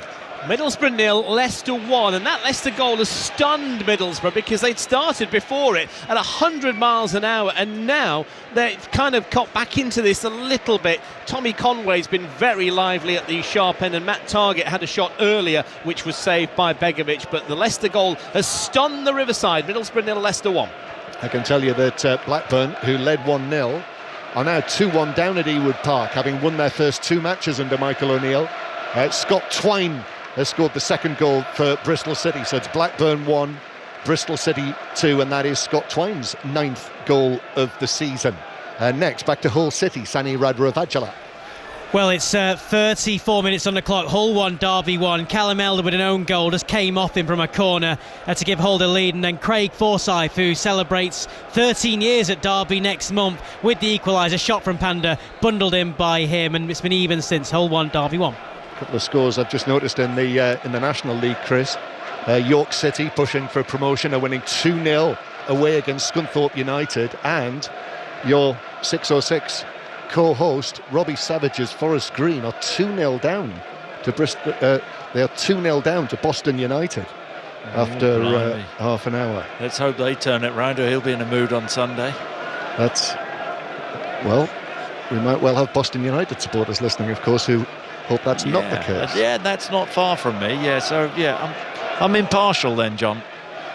Newcastle 2, Qarabağ 0. Next, Vicarage Road.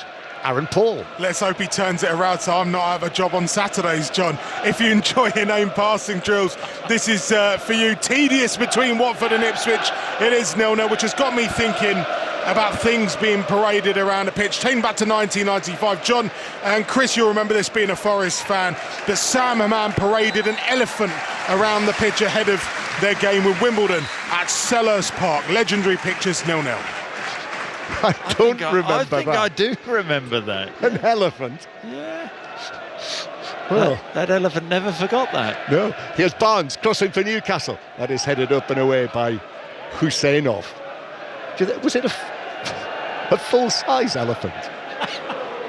It was. Yeah, well, Producer I would Chris have thought so. Producer Chris has already conjured up the picture. And it is. It's a full-size elephant. Is that an Indian elephant or an African elephant?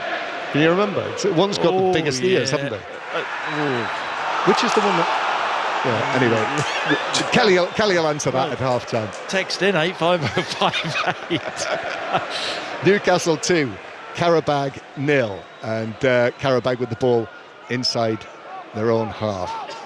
And Medina passing the ball back to goalkeeper Kuchalski.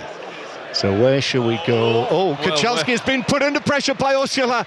Oh dear, he had a couple of moments last week as well, and he nearly had another one there. Just dallied on the ball. You said, where should we go? Where would Kuchalski have gone? Had he given that one? He nearly did. Under pressure, dallied too long, blimey. Just make a quick decision and pop it up the pitch. Yeah, he very nearly... Oh dear me, that was so close, wasn't it?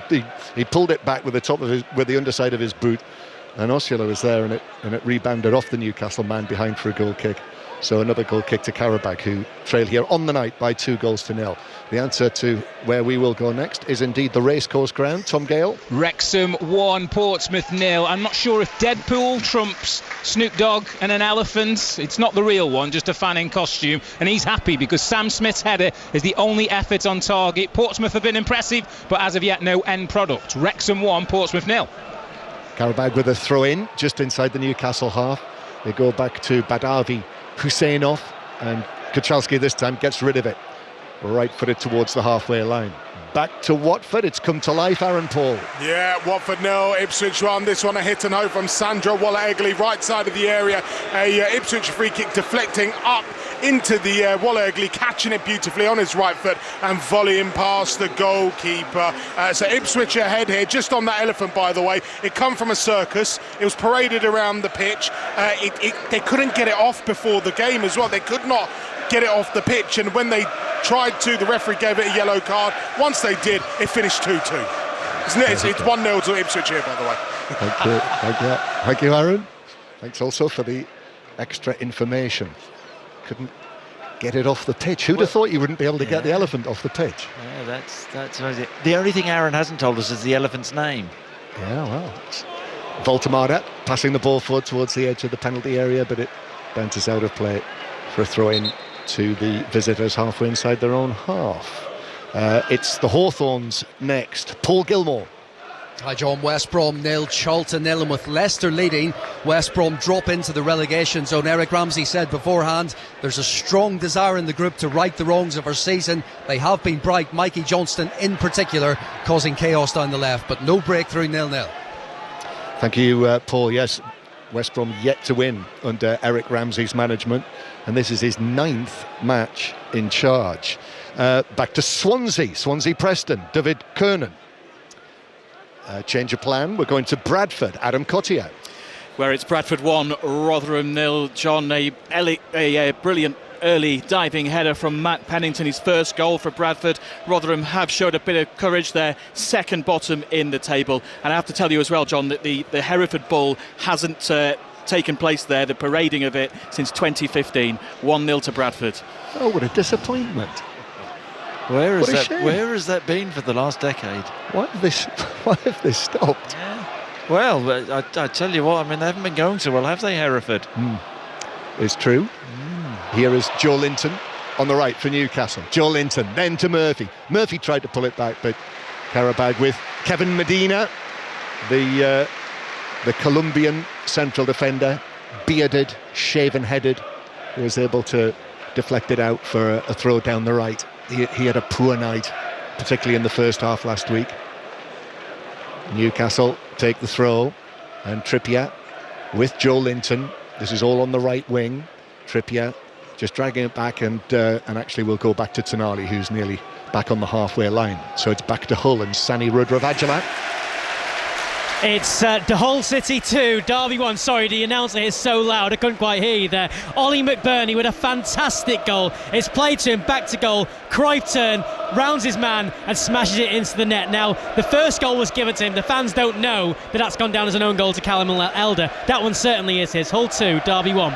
And therefore, that is his 14th goal of the season. The Hull City top scorer having a very good season with promotion chasing Hull City. Back to Wrexham, Tom Gale. Wrexham 2, Portsmouth 0, John. A delicious in-swinging corner met by the forehead of Max Cleworth. 2 headers, 2-0 Wrexham. And it has got worse for Forest Green, Chris. Forest Green 0, Boston 3 now with 38 minutes played. Qarabağ coming forward with Jankovic, the Montenegrin international. Now he gets it back, middle of the Newcastle half. And then Mateus Silva, closer to the halfway line. This is almost the first period of the match where Qarabağ have had possession inside the Newcastle half. And where are we? 25 minutes played. Yeah, first time they've had, I daren't use the word control, because Newcastle have been so comfortable, but they're popping the ball around now. Such a strange team, because essentially they have had a good Champions League campaign, haven't they? It's just when the wheels have come off, they have absolutely come off. Well, they have, and they've had some amazing results. And I mean, what a campaign it's been as well for Qarabağ up until these last 2-3 matches. This is their 16th match in the competition. They've played only 20 matches in the domestic league. They had 16 matches. They had to play 3 ties, 6 matches to get through to the league phase. I know last week some of the people who watch them regularly, Qarabağ fans, were thinking, well, we'll maybe only get a handful of points. Actually, they got 10 points, and they won their first 2 matches. Benfica, when they were 2-0 down away against Benfica, came back to win 3-2, then beat Copenhagen 2-0 at home, and that laid the platform for them to get through. And you know, this is pretty much the team that has played all the way through as well, the first choice team, with a couple of exceptions. Leandro Andrada, who's on the bench, generally starts. They normally play with the front 3, but really they've hit the wall against Premier League opposition. 2-0 on the night, 8-1 to Newcastle on aggregate. We are going back to Sani Rudravajala again in Hull. Sani. Well, no announcer here booming out. That means that Derby have equalised. Hull 2, Derby 2, saved by Panda, and there's Sammy Smodics on the rebound. Hull 2, Derby 2.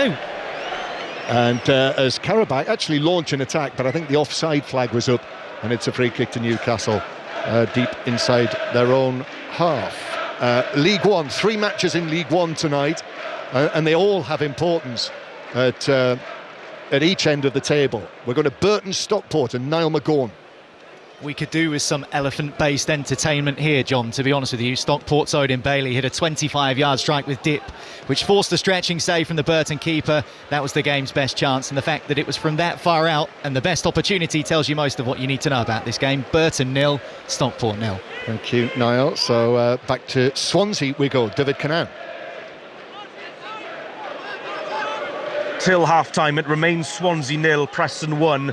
Jebinson's opener after 28 minutes, the only goal to note. And apart from that, there's not a lot to do in terms of chances either. Preston go down here, looking for a penalty, not awarded by the referee. I have to say, a fire then was inches away from doubling North End's lead around 5 minutes ago from Gibson's cross. The crowd have definitely turned on referee David Williams as well. Like I said, we've got around 2.5 minutes to go till half-time, and it remains Swansea 0, Preston 1. Qarabağ in possession inside the Newcastle half. Zubia, the Frenchman on the left-hand side. He's been captaining the team when Husseinov hasn't been in it, but Badavi Husseinov coming back in tonight in the centre of defence. So Zubia with Sefaguliev on the left-hand side, who did catch the eye, I must say, last week, scored the goal. And it is Zubia again playing the ball into the penalty area. Johnny Montiel has got some space here in the box, dragging it back, then playing it towards the dead ball line. It's driven across, and Ramsdale actually had to block that as the shot came in from the angle from Sefaguliev, and it's a corner to Qarabağ. Yeah, quick slick passing from Qarabağ and get into the box. I wonder whether Johnny Montiel initially, on the left-hand side of the box, could have got a shot off. He didn't. He dallied a little bit, then popped the ball out wide. Ramsdale at his near post actually got down well to that important block. That is more what they're about. That move there, that's the first glimpse that we've had, really, of what a decent team they can be. As the corner comes in, and it is headed wide by Mateus Silva. Couldn't get it on target. Actually, I think the referee's given another corner, even though the Qarabağ players were running back towards the halfway line. They've had to slam the brakes on and go back because the referee has seen that as a corner. Yeah, I mean, Silva, the guy who headed it, actually, was jogging back, wasn't he? I think it is the right decision. Yeah. I think it came off the back of Joe Linton. Yeah. So it's another corner to Qarabağ from the left-hand side. Newcastle 2-0 up. Qarabağ looking for the first goal of the night. In it comes. It's headed away back out towards the left. Zubia, and then Jankovic. Jankovic looking to get it back inside the penalty area, but Trippier is there and left-footed clears it away to the halfway line. So 2-0 to Newcastle. We're going to head to Salford City very shortly in League Two, and in fact let's do that now. Salford City, Shrewsbury, Nathan Albert. Well, I'm sorry to report, John, no elephants, no bulls, not even any goals here. Salford 0, Shrewsbury 0, but we do have Joe Hart. He's the Shrewsbury goalkeeper coach this evening, and he'll be a happy man so far. Matthew Cox making a smart stop to deny Salford's George Grant. Salford 0, Shrewsbury 0 into first half stoppage time. I suppose technically, Chris, we do have the Magpies and the Horsemen here. The Qarabağ crest, which has the two purple prancing horses on each side of it, which are that is actually the breed of horse that is the Qarabağ horse. Here's Murphy on the right for Newcastle, back to Joe Linton, and then Tonali. These are the two Newcastle goal scorers together. It looked at that stage as though Qarabağ could be absolutely swamped here tonight when Newcastle scored twice in the first 6 minutes, but Qarabağ have steadied the ship. Let's head back to Middlesbrough. Naz Premji. Middlesbrough 1, Leicester City 1. It's a lovely move, this, from the Borough. Hayden Hackney pulls it back to Riley McGree, who drives the ball low into the bottom corner past Asmir Begovic. Middlesbrough 1, Leicester City 1. Thank you, Naz. Tonali for Newcastle, then back to Dan Burn. Burn, who actually, if you remember, slipped a brilliant ball through to Anthony Gordon for the opening goal in Baku, and Newcastle actually go all the way back to goalkeeper Ramsdale on the edge of his penalty area. So it's back to Salford City, Nathan Albon. Where after I was moaning about the lack of goals, we have an opener. Salford in front. Couldn't tell you who scored, John. Ryan Graydon looked like he had the touch at the far post, and he played it back across goal. It bounced and ricocheted. No idea who it went in off. But Salford have the lead. Salford 1, Shrewsbury 0. Half-time whistles going in the 7:45 kickoffs. It is Accrington 0, Barnet 0.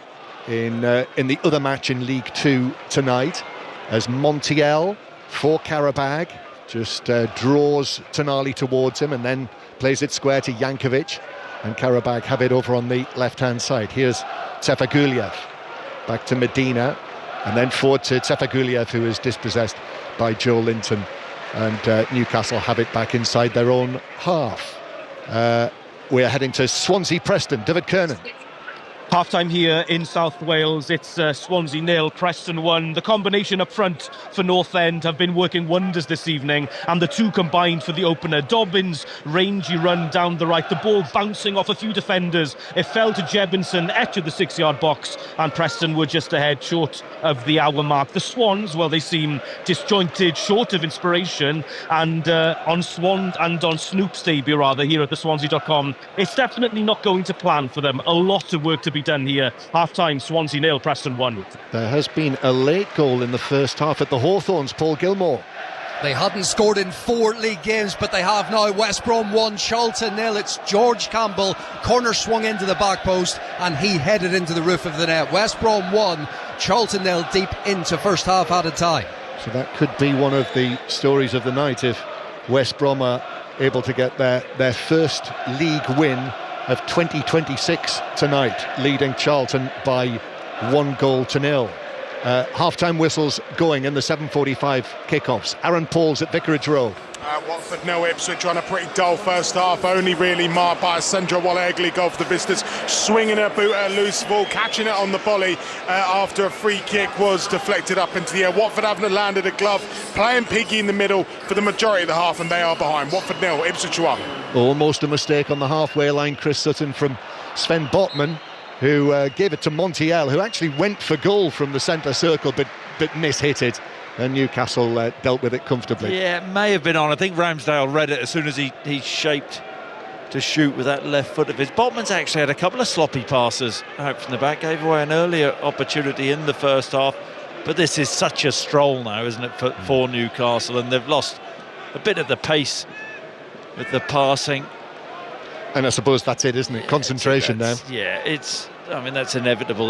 Not going to play with the same zest and purpose. And Qarabağ are probably happy with Newcastle just easing off the pace a little bit. Just trying to block that central area, Qarabağ, with their formation. All the space in the wide areas for Newcastle. In the Championship, half-time at Ewood Park, it is Blackburn 1, Bristol City 2, after Blackburn had the early lead there. Half-time now at Hull City. Sonny Rajavajala. Level between the Tigers and the Rams. Hull 2, Derby 2. Callum Elder with an own goal from a corner. Derby equalised with Craig Forsyth on a rebound. McBurney with a superb turn and finish in the area. Quickly equalised by Smodics after Panda pushed across into his path. 4 goals in 45. Hull 2, Derby 2. Jacob Murphy in and shoots wide of goal. One-on-one with Kuchalski from an angle, dragged it past the goalkeeper, but wide of the goal as well.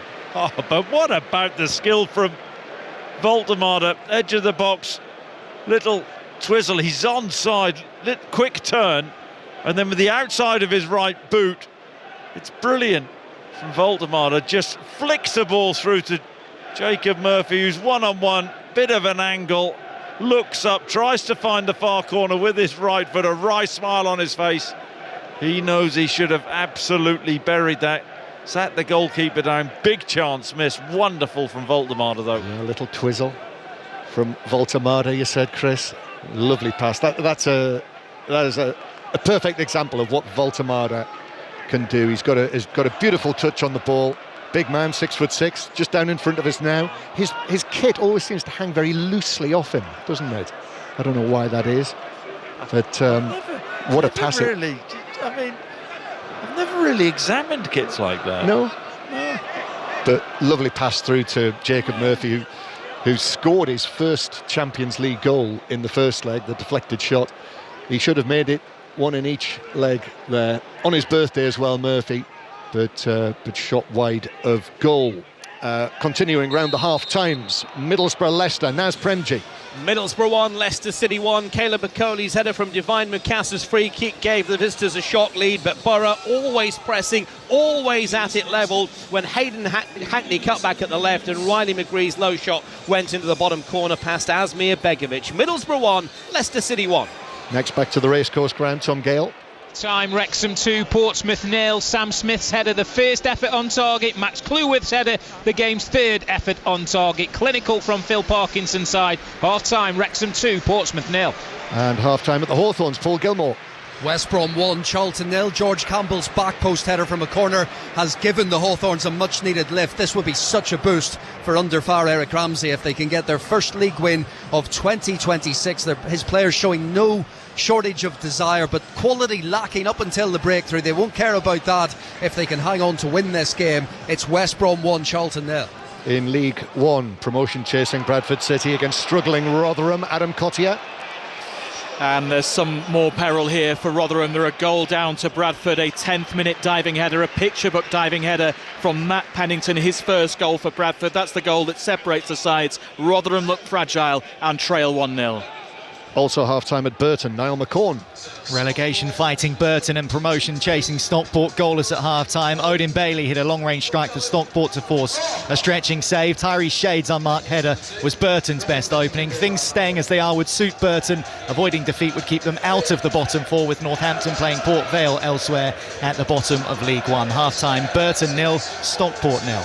Well, it was 0-0 Northampton Port Vale, but Port Vale have scored in the 8th minute of added time at the end of the first half. So it is Northampton 0, Port Vale 1. Jayden Stockley, the goal scorer. In League Two, Salford Shrewsbury, Nathan Alban. Salford lead Shrewsbury 1-0. One of the scruffiest goals you'll ever see, John. Brian Graydon played it across goal. The Shrewsbury goalkeeper Matthew Cox then saved it onto his own defender Luca Hall. It came off him, off the inside of the post and into the Shrewsbury net. Definitely not one from the Joe Hart goalkeeping coaching playbook. Salford 1, Shrewsbury 0 at the break.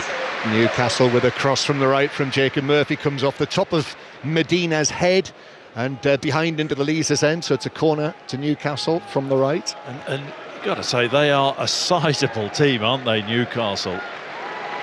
In comparison to Qarabağ, well, I suppose most Premier League teams, they've got some big boys, haven't they? Well, that's what caused such problems last week for Qarabağ.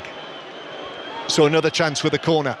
Trippier hits this one high, and then it's headed back across goal by Botman, and someone got a head to that in the 6-yard area, was able to block it away, and Qarabağ break now to the halfway line. Ball's passed through the middle. Camilo Duran has a chance with his left foot, and Ramsdale has to make the save, dive into his left. It was close enough to him, got both hands to it as he fell, but pushed it over the top of the crossbar. And the Colombian Camilo Duran, who's already scored 4 goals in the Champions League this season, is denied by the Newcastle goalkeeper. Yeah, excellent save from Ramsdale. Good break it was from Qarabağ. Just seconds earlier, Kuchelski made a good save from the Botman header, textbook header from the corner, break up the other end. Here's the corner, which is glanced across goal by the captain, Husseinov, who looks to the heavens. He's got a thick, bushy beard as he runs back towards the halfway line. A chance that again, and they have caused problems. They have one or two. It's poor marking from Newcastle at left-footed corner, whipped in. He gets his run on his marker, Husseinov. First contact, uses the pace of the ball to try and guide it into that far corner, and I tell you, he was not far away. He was not. It remains Newcastle United 2, Qarabağ 0. This is BBC Radio 5 live from St James's Park on a pleasant night, dry night. Lots of blue sky here, sunshine during the course of the day, and Newcastle passing the ball forward with 4 minutes to go until the break, plus added time. It's given away. In fact, it's being brought forward now by Zubia for Qarabağ, but he runs into Joe Linton, and then Tonali overruns it, so Qarabağ have got it back now with Marko Jankovic. Jankovic again, nice little swivel of the hips away from Voltemada into the penalty area. Needed the challenge from Alex Murphy. It was a good one as well from the full debutant. And now Barnes pass forward straight into Husseinov, who's able to go down and block it. Yes. In the Championship, by the way, in the 8 o'clock kickoff, still Southampton 1, QPR 0. Chris? I was going to say, it's excellent from Alex Murphy. Really good play from Jankovic. 2 occasions, selling Newcastle defenders, shaping to shoot with his left foot, dragging inside, then again. And he would have been one-on-one had Murphy not spotted the danger. Good interception. Half-time in the mid-table match in the Premiership in Scotland as well. Dundee United 0, Aberdeen 0. Again, Qarabağ come forward with Tefagulyev, who was in an offside position, so it's a free kick to Newcastle. What about the other matches in the Champions League tonight? How are Buda Glimt doing in Milan against Inter?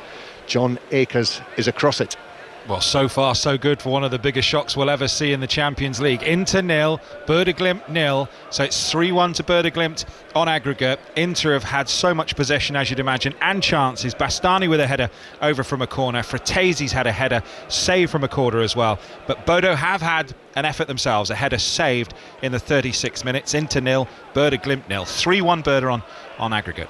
Yep, Bode Glimt attempting to knock out the Italian league leaders to get through to the round of 16, where they could play Manchester City again. The winners will play either Manchester City or Sporting, as Qarabağ win the ball back. Medina, though, then loses out to Joe Linton, but that was a foul by the Newcastle man, a free kick to Qarabağ. I mean, having seen Bode play, though, I mean, would it be that much of a shock going over to Inter and getting a result? Not so sure it would be. We got away with it lightly, incidentally. Did you see some of the pictures last week when Inter went there? I didn't, go on. Absolutely. I'm not sure how they got the game on. That, it was a mass snow clearing operation, and it was a good deal colder than it was when we were there. Free kick to Qarabağ. Jankovic to take this, left-footed. Curls it in, Dan Burn heads it away to the edge of the area, a shot which is hit on the edge of the box by Bicalio, that was blocked inside the penalty area, comes back to Tefaguliev, now Zubair, 25 yards out, gives it to Johnny Montiel. He likes a little flick, he likes a foot on top of the ball, Montiel, doesn't he? Which he did there, then attempted to cross it, gets it back, now back to Tefaguliev, Montiel again, he's the Spaniard in this Qarabağ side. They have a Polish goalkeeper, they've got 2 Azerbaijanis, they've got 3 Brazilians, 2 Colombians, a Montenegrin and a Frenchman, as well as the Spaniard Montiel. Mind you, 7 different nationalities. Newcastle have got 7 different nationalities in their team. And at half-time here, well, after that storming start from Newcastle, you wondered how many they were going to rack up. 2-0 up after 6 minutes, Tonali and Joe Linton. But that's so far the end of the scoring, Chris Sutton. And it's, in inverted commas, only 2-0 at half-time, which makes it 8-1 on aggregate. Yeah, I mean, we expected it to be a cruise. The start, Eddie Howe would have wanted 2 goals up with the goals from Tonali and Joe Linton. And then they've just eased off. Took the sort of foot off the gas, Newcastle have, and Qarabağ have come back into the half and played some okay stuff really, but it was game over before the game started. Yeah, it did actually create some chances, Qarabağ, but Newcastle likewise, and Kuchalski, the goalkeeper at the other end, did make a couple of decent saves for his team. So as the players disappear underneath the roof of the dugout down in front of us, half-time at St James's Park, Newcastle United 2, Qarabağ 0. John Murray, Chris Sutton, thank you very much. Very much enjoyed some of the recurring themes that have been developing throughout that first half commentary. I've got a joke for you. Go on. Go on. OK. What's got 4 legs, is grey and has a trunk? A mouse on holiday. Oh, I knew that. How did you know that? There you go. How do you get down? For some reason I had Paddington in my head. How do you get down from an elephant? You don't, you get down from a duck. I've got these, I could keep going on all night, but I'll let you go and have a half-time break, and I'll see you for the second half. John Murray and Chris Sutton. Dwight Gale rejoins us here on 5 Live. I haven't got an elephant joke for you, I'm afraid, Dwight. I'm just going to have to stop doing that now. But look, it's been really straightforward for Newcastle United. Qarabağ not really putting up too much resistance. The surprise is that, having seen the way the two sides have played, that it's only 2-0 at half-time. So let's talk about one of the bright spots, for one of many bright spots for Newcastle, which is Alex Murphy, who's come in at left back, a young player who's out there on a big European night playing for Newcastle. How's he got on? Yeah, he's been very solid, really. I think obviously playing just to the left of Dan Burn is going to be perfect. We obviously see some of the more mature players playing in different positions are going to be just perfect for them, and they obviously got off to a great start, and I'm sure after 5 or 10 minutes he perhaps was just felt like it was a normal day at the office, really, and he's built into it. He done a great tackle towards the end of the first half, which is obviously a good skill from the wide player, and I'm sure he'll be buzzing about that, and I'm sure he'll try and get onto the ball a bit more towards the second half and perhaps do something going forwards to create a chance or get an opportunity to get a dream debut, really. Might we see a few changes, do you think, either for the second half or early on in the second half? Yeah, I think Eddie will look to do something perhaps around the 60-minute mark. Like we mentioned before, a lot of the boys are trying to get their minutes in that perhaps want to prove to the gaffer about why they should be starting on the weekend or, like we said, the next leg. So I'm sure they want to be given a good enough opportunity to obviously put their mark on the game. Obviously, the two strikers are trying to impress at the moment and perhaps haven't been given as much as chances as they would like. I'm sure obviously Gordon's desperate to come off the bench as well. Obviously not training yesterday, but I'm sure he's been in Eddie's ear about getting an opportunity to get out there and continue his goal scoring. I'm sure the young boy Sean Neve will get some minutes as well. So it's really exciting, and it'll be nice to see what changes they do make and how it obviously affects the game. Julien Laurent is also with us. Jules, not too much we can take from that first half. Not too many learnings, I would say, from the first 45 minutes. However, in terms of the experience for young Newcastle players, one that is on the pitch, ones that may come onto the pitch, there is the potential for them to get that experience. And even for the other players, just to have a game in the middle of the season that is comfortable, that doesn't really have any tension around it.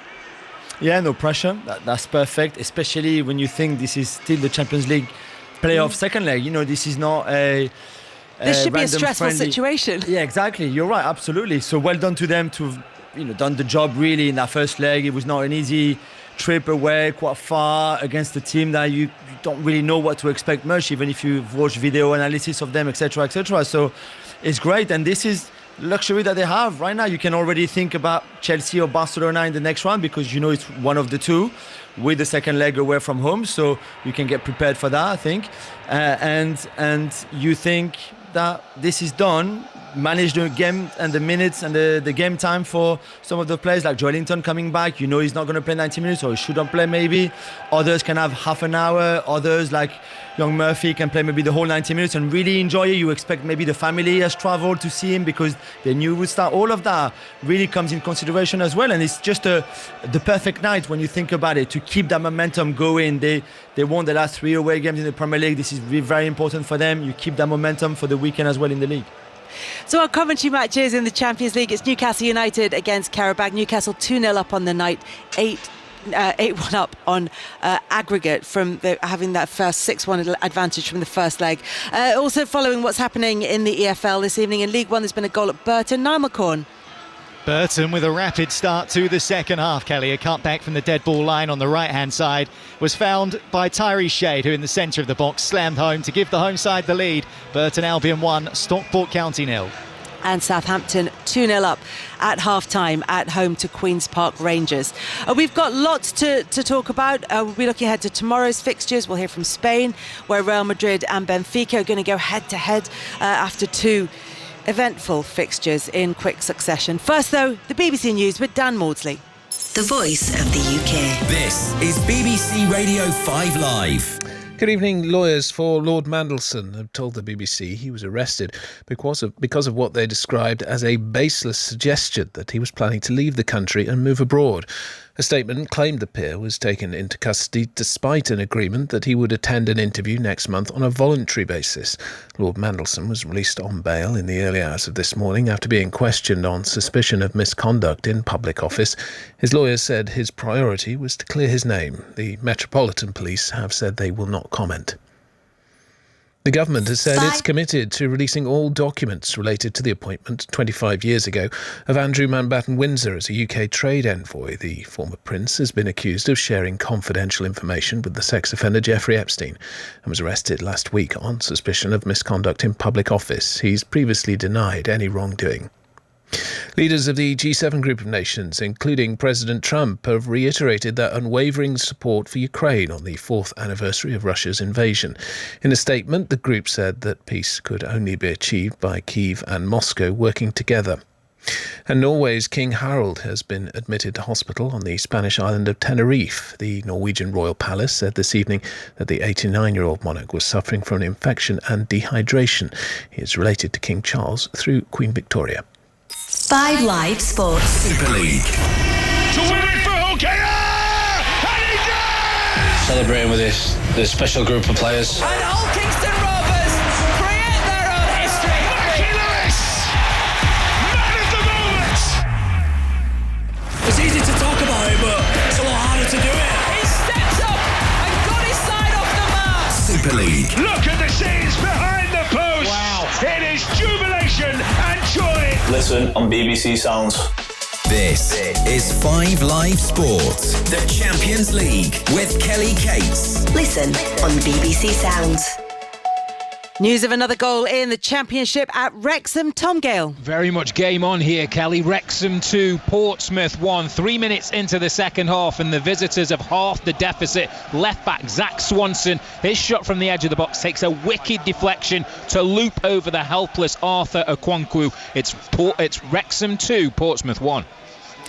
Now, Real Madrid host Benfica tomorrow night after their 1-0 first leg win in Lisbon, during which Brazilian winger Vinicius alleged that he was racially abused by Benfica's Gianluca Prestiani shortly after scoring a stunning goal. Prestiani denied racially abusing Vinicius, but he has been given a 1-game provisional ban by UEFA. He will miss Wednesday's return in Madrid. Julia Laurent is with us. It's not quite that straightforward, is it, Jules? He's travelled to Madrid. Yeah, you're right, Kez. I think it's a disgrace that he travelled. I think Benfica are appealing that suspension, which, let's be honest, is very unusual. I mean, it's not unusual. It's unprecedented. Usually, there's a proper process for it. The thing is, because the two games were just 6-7 days apart, UEFA could not go through the usual process to do the investigation and see if Prestiani should be banned or not banned, for how long, etc., etc. That's why they took this decision, like I said, very unusual, unprecedented decision to actually ban him before they finished even the investigation. But for him to travel, I think it's an absolute disgrace. Like what Mourinho said after the first leg, which I thought we explained it on the EuroLeague show with Chappers that night. I thought it was disgusting for Mourinho to almost, in a way, defend his player, defend the club and the institution in the way he did, because like we said at the time, things will never move forward, things will never improve if you keep trying to justify actions like the one Prestiani had, because you don't cover your face if you don't say something derogatory. It's not possible. So for him to have done that is clearly because he was saying something that he should have never said in a million years, and now he should be punished for it. And the fact that he travelled to Madrid is, like I said, for me, an absolute disgrace. The point to make here, Jules, is that football doesn't have to have the same bar as the law would have in any country. Football can set its own rules and have its own lines of behaviour. Yeah, absolutely. And for racially abusing an opponent or saying homophobic insult to an opponent, for example, you've got a ban for it, which is 10-game ban. You've got rules in place. We saw the protocol that the referee of that night, the game, Le Texier, employed with the gesture, the warning, stopping of the game, etc., etc. So there's things are happening, and like Vincent Kompany said, I thought very, very well before the Bayern Munich game last week. He said something like that would, like 20 years ago, it would have been brushed apart by the referee, by teammates, by probably the media, all of that. So I understand we've gone a long way already in the right direction. And yet I still think that what we saw after, and I don't want to go again on Mourinho, etc., but I don't think he really helped the situation either. There's still so much to do for football to forever erase those kind of incidents and behaviors, because this should never happen, not just in football, in normal life too. But now we're talking about a football match with millions of people watching. This should never happen. Thibaut Courtois, the Real Madrid goalkeeper, has been talking about that. He talked about Mourinho specifically, as you've done there, Jules, as well. But Dwight, he also said, and Jules has sort of gone down that line there as well, UEFA's response to this kind of situation, to accusations of racial abuse, he said it's getting better, but he said it's still wrong to leave the responsibility on the abused player to call off a game or not. There's a lot of pressure on a player who's in a pressurised situation anyway and has been subject to abuse that he shouldn't be subjected to, that it has to be on him or her. Yeah, I think obviously what Courtois is exactly right, sort of thing. It needs to be a thing that sort of not having to be laid on the player to make that decision. Obviously, it's something that is getting better, and information on that sort of thing can always help. But you want the game to be about football. You don't want it to be taken over by this whole situation. So for him to travel is just bringing it even more. And it's almost like Mourinho's trying to play on the fact to make it a bit tighter, to make it a bit more of a battle when it should just be about football. And I just think the comments can sometimes be a bit about winning the game when the right thing should be done here, sort of thing. And I don't think it should be brought into consideration, sort of thing. I just think it should be a complete protocol that they sort of follow, and should be left to obviously the football done on the pitch. And it's just a frustrating matter that comes up a bit too often, really. What have you made of Benfica's response to this, from Mourinho's comments to the fact that they are going to appeal this ban? What are your thoughts on that, Dwight? It's obviously a frustrating situation. I'm sure in-house he's probably said that he's tried to not say he's not done it, and the club look to stick by him. So that's the only sort of feedback I can probably say about that sort of situation. And then they're going to just stick by him in terms of him probably saying he didn't do it. But at the same time, I feel like to do it before the leg's even sort of been played out, I think is a bit distasteful, especially as going into the next game, this is all we're talking about rather than actually what's actually going to happen at the game. So a provisional ban for Benfica's Gianluca Prestiani, but he has travelled to Madrid for Real Madrid against Benfica tomorrow night, and we will bring you more on that tomorrow night. This evening, Newcastle United are in action against Qarabağ. They're 2-0 up on the night. They won the first leg by 6-1. They look as though they are very comfortably progressing into the next round of the Champions League. With you from St James's Park, Chris Sutton and John Murray. Thank you, Kelly. That was the whistle going for the start of the second half from Davide Massa, the Italian referee. It is Newcastle getting the second half underway. Black and white striped shirts, white shorts, white socks against the almost all blue kit of Qarabağ, the Azerbaijan champions, who win a free kick on the halfway line. No changes at the break. So Newcastle, as they started with Ramsdale in goal, Trippier, Botman, Byrne, and full debutant Alex Murphy, the Irish left back as he is tonight. Tonali in midfield with Voltemada and Joe Linton. Murphy on the right, Barnes on the left, and Osula through the middle. The two Newcastle goals both scored early in the first 6 minutes, and they're looking for an early one in the second half. Jacob Murphy with a shot from inside the D. It was blocked. There were two Qarabağ players in front of him, so Newcastle go back towards the halfway line. And Qarabağ also, as they started the match, with Kuchalski in goal, Mateus Silva, Badavi Husseinov and Medina, the three central defenders. Brilliant play from Barnes into the penalty area, tries to pull it across, but Medina was able to step forward and put it behind for a corner. Chris Sutton. He's so good, isn't he, Harvey Barnes, in those 1v1 situations. Good touch initially to get away from the defender, and then shapes to come in with his right foot and drives the outside. Was well defended in the end from Qarabağ to scramble it behind for a corner. Newcastle fans in that corner are on their feet as Sandro Tonali trots over there. Scored the opening goal in the 4th minute. Sandro Tonali, his first goal at St James's Park this season. Tonali swings this one in. Goalkeeper Kuchalski comes and gets a good punch on that. Good distance. And Alex Murphy just allows Duran to put it out of play for a throw into Newcastle. So yes, Qarabağ with the three central defenders, Danny Bolt on the right, Sefaguliev on the left, Bicalio, Jankovic and Montiel in the midfield area with Zubia and Camilo Duran. Newcastle with Murphy, his cross is too close to Kuchalski, who's able to catch that. So yes, for Newcastle tonight, Chow is suspended after being very much a fixture for Newcastle in the starting lineup. There has been a goal in League One at Burton. Niall McCorn It's a second for Burton Albion, 2 in 10 minutes to start the second half, and a first goal for the club for George Evans. A ball swung in from the right, Evans rose, headed it down into the ground, it lifted off the surface and found the top corner of the net. Burton 2, Stockport 0. Newcastle with Trippier. Trippier's ball in. Joe Linton tries to head the ball. He just had to slightly crouch there and tried to head it on target. As it is, he just glanced it through a crowd of players and beyond the far post, and then on his knees, punching the pitch repeatedly. Yeah, in frustration, he knows that's a chance. Still shaking his head. Good ball in from the right-hand side. Pace on the ball. He's just looking to connect. Try and get it inside that far post.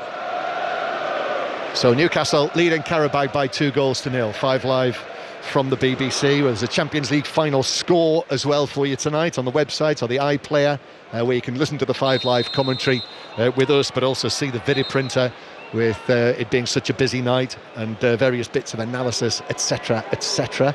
So that is if you click on 5 Live final score. We're heading to Salford City in League 2. Nathan Albon. Equaliser, John, for Shrewsbury. Salford 1, Shrewsbury 1. Loose ball, edge of the box. Tom Sang drilled it in low from the edge of the penalty area in front of the 500 or so travelling fans. Salford 1, Shrewsbury 1.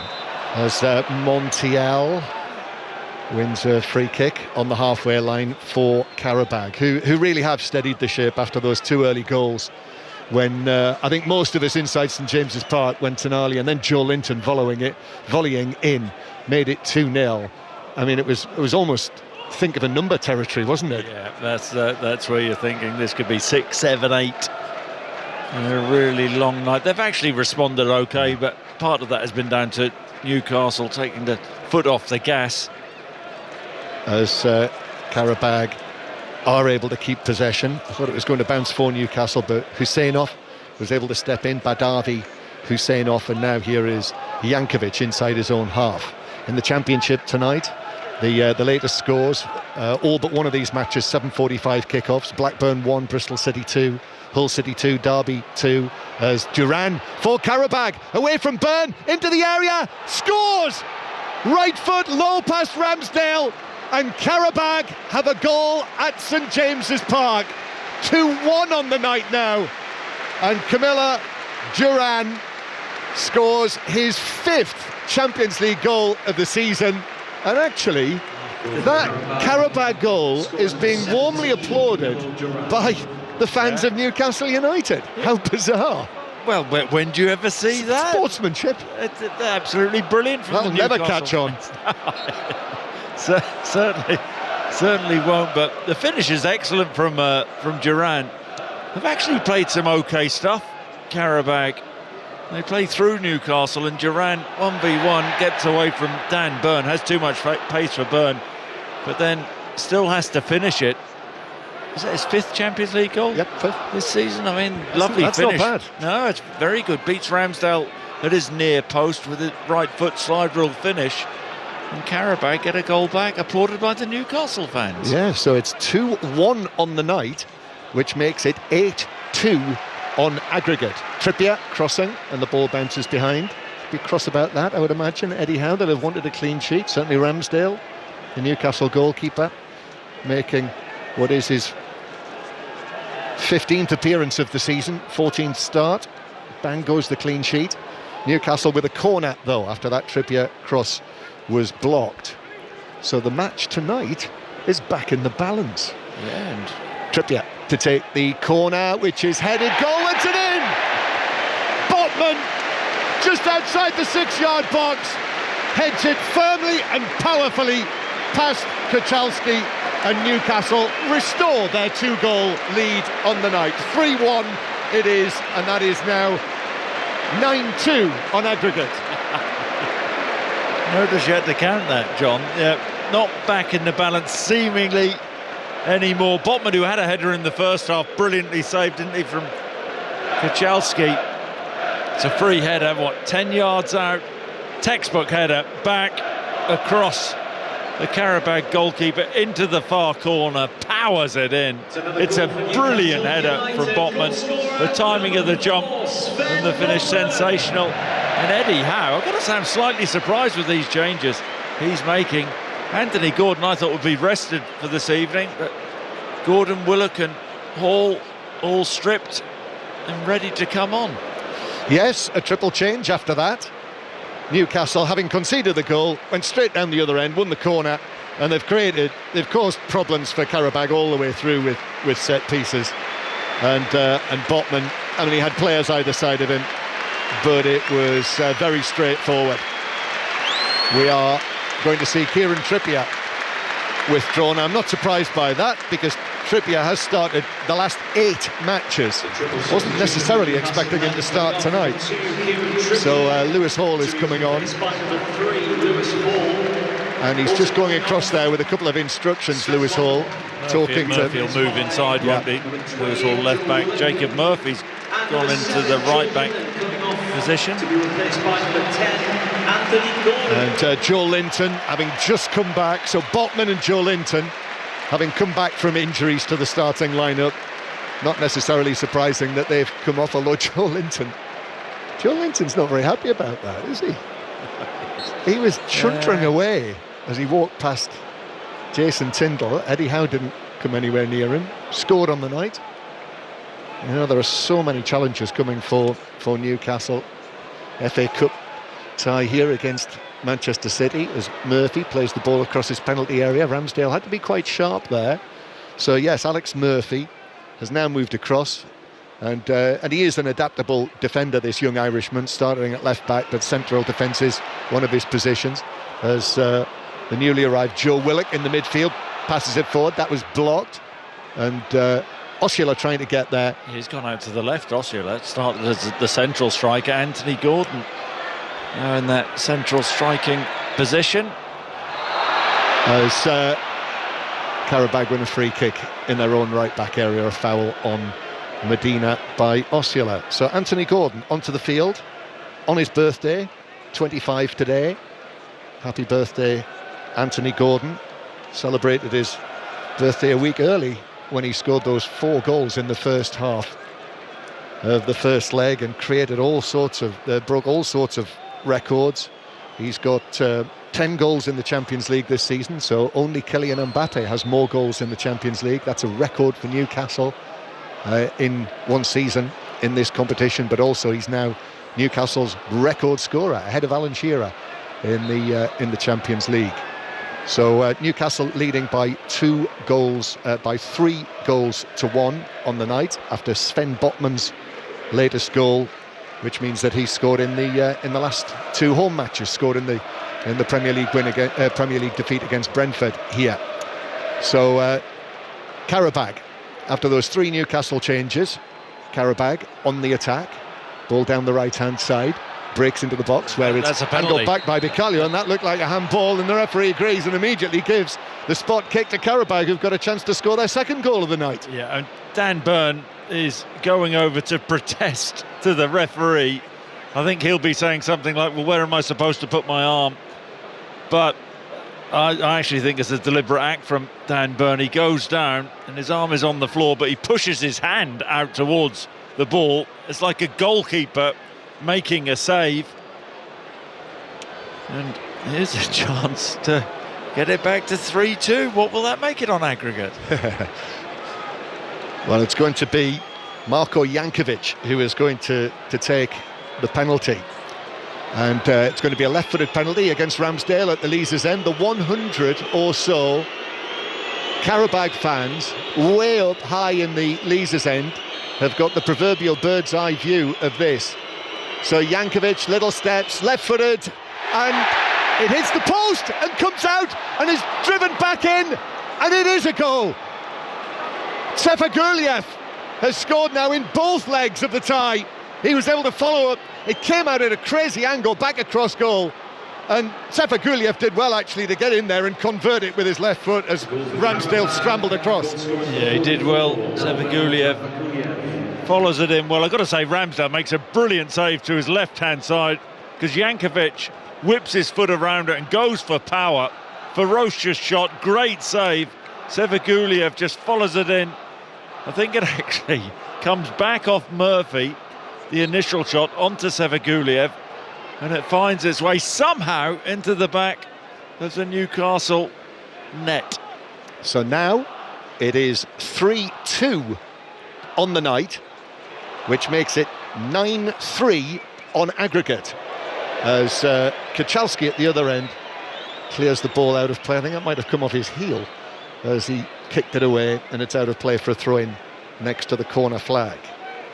Yes, the latest scores in the Championship. I was running through them. Blackburn 1, Bristol City 2, Hull City 2, Derby 2, Middlesbrough 1, Leicester 1, Swansea 0, Preston 1, Watford 0, Ipswich 1, West Brom 1, Charlton 0, Wrexham 2, Portsmouth 1, and Southampton 2, QPR 0. In fact, it's 3-0 to Southampton. Kuryu Matsuki has made it 3-0 to Southampton at St Mary's.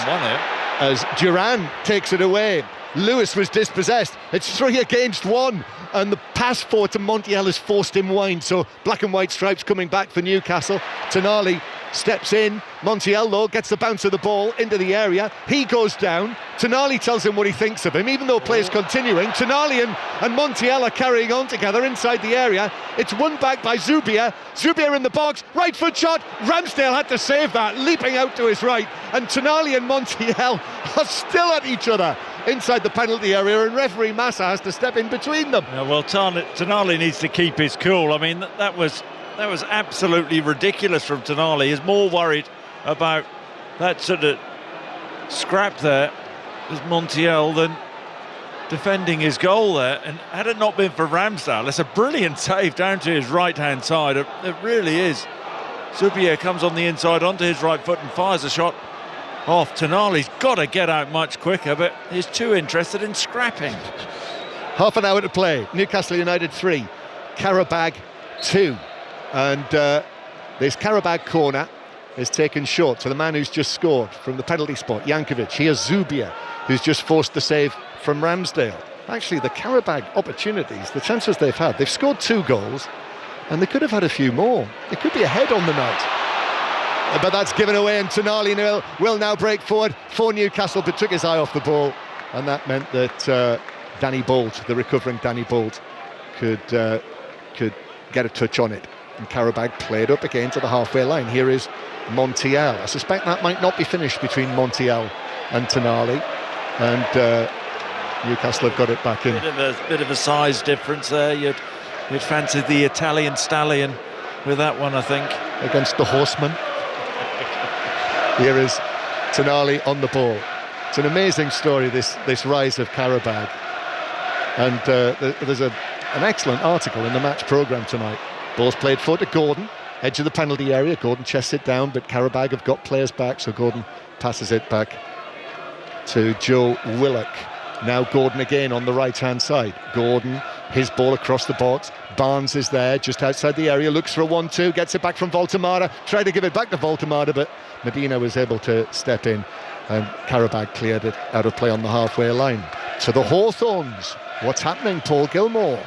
It is suddenly very edgy again inside the Hawthorns, because Charlton have equalised. The former Birmingham striker Lyndon Dykes threw on goal from the right-hand side as he cut inside and was bearing down the goal, put it through the legs of Max O'Leary, and suddenly denies West Brom potentially a first win of 2026 and under the Eric Ramsey era. It is 1-1. So 1-1 now at the Hawthorns. The score here, St James's Park, Newcastle United 3, Qarabağ 2, so Newcastle still sailing through 9-3 on aggregate as Qarabağ make their first change, with Johnny Montiel coming off after his little coming together and disagreement with Sandro Tonali. So Caddy comes on, another Brazilian with a Polish family, Caddy Borges, to play in the number 10 position. Newcastle leading Qarabağ by 3-2. And in the other matches in the Champions League, if you missed it earlier, Atletico Madrid through comfortably in the end, winning 4-1 on the night against Club Brugge. So in the draw Friday morning, 11 o'clock UK time, Atletico Madrid will draw either Tottenham or Liverpool. Still Bayer Leverkusen 0, Olympiacos 0. So the German side 2-0 up on aggregate. And as for Inter Buda Glimt, John Akers, A goal for Buda Glimt. They lead 4-1 on aggregate with half an hour plus added time left. Inter 0, Buda Glimt 1. It was only their second attack of the game. Inter trying to play out from the back. And there's Höger, 6 goals in 9 Champions League games. This would be an extraordinary upset. Inter 0, Buda 1. It's 4-1 on aggregate to the Norwegians. That's incredible. He nearly ended up at Norwich City. He did. That's very. Wow. That's incredible. That would be a run. That would be a run if it stays like that of consecutive Champions League wins for Buda Glimt against Manchester City, away against Atletico Madrid, and then home and away against Inter. Unbelievable. Here's Tonali, who gives it away on the edge of the box. There is a first goal of the second half at Hull City. Sani Rudravajala. Hull City 3, Derby County 2. Great turn and finish inside the box by John Egan. Hull 2, Derby 3. Hull 3, Derby 2. Thank you, Sani. And Middlesbrough, now it's Prem G. Middlesbrough 1, Leicester 1, both sides going for the points for differing reasons. Loads of substitutes on as a shot comes in, and it's just wide. David Strelec just a minute ago fired wide at the other end. Abdul Fattawi's cross-come shot nearly went in, and also Harry Winks from the corner. It forced Solbrin into a save. Middlesbrough 1, Leicester 1.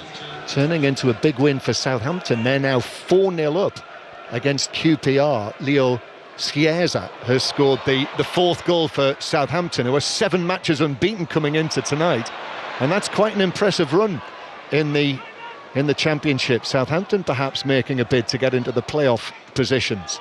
Mind you, half the Championship are making a bid to get into the playoff positions. At the top and the bottom, isn't it? Lewis Hall wins the ball back for Newcastle. Scored on Saturday against Manchester City, but this time unselfishly tried to lay it off here to the right-hand side to substitute. Willock broke down, intercepted. Now Zubia brings it forward for Qarabağ. Danny Bolt on the right-hand side. Back to Zubia, dummied to cross. Newcastle have got men back, and it goes back to Jankovic nearer the halfway line. So Qarabağ in possession with Jankovic.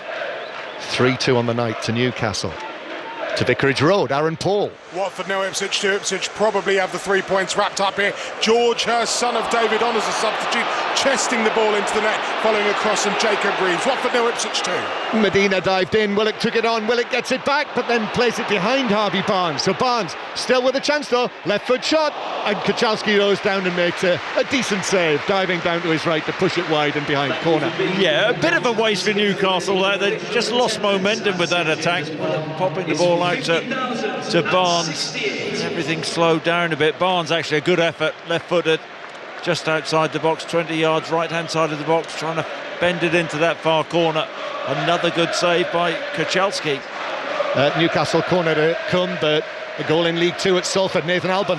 And Shrewsbury have come from behind to lead Salford by 2-1. 4 wins in a row coming into this one. It looks like they're keeping up that form. Captain Will Boyle striking low in at the near post. Salford 1, Shrewsbury 2. Newcastle corner into Voltemada, who at the near post just heads it via a deflection up and wide of the near post. Second consecutive Newcastle corner. I thought it just came off Voltemada's right shoulder there. He mistimed his header. I think some of the Qarabağ defenders thought the same thing. Yeah, I would confess that I thought that as well, but the referee was adamant. So another corner. Newcastle have already scored from a corner in the second half. Tonali swings this one in, and the referee spotted an infringement.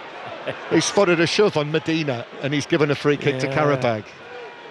I mean, the corners now, the amount of players who assemble in that 6-yard box now, it's astonishing. There was always a few players in there over the years, but now, I mean, you're talking about sort of 15, 16, 17 players surrounding goalkeepers. In League 1 to Burton, Niall McCorn.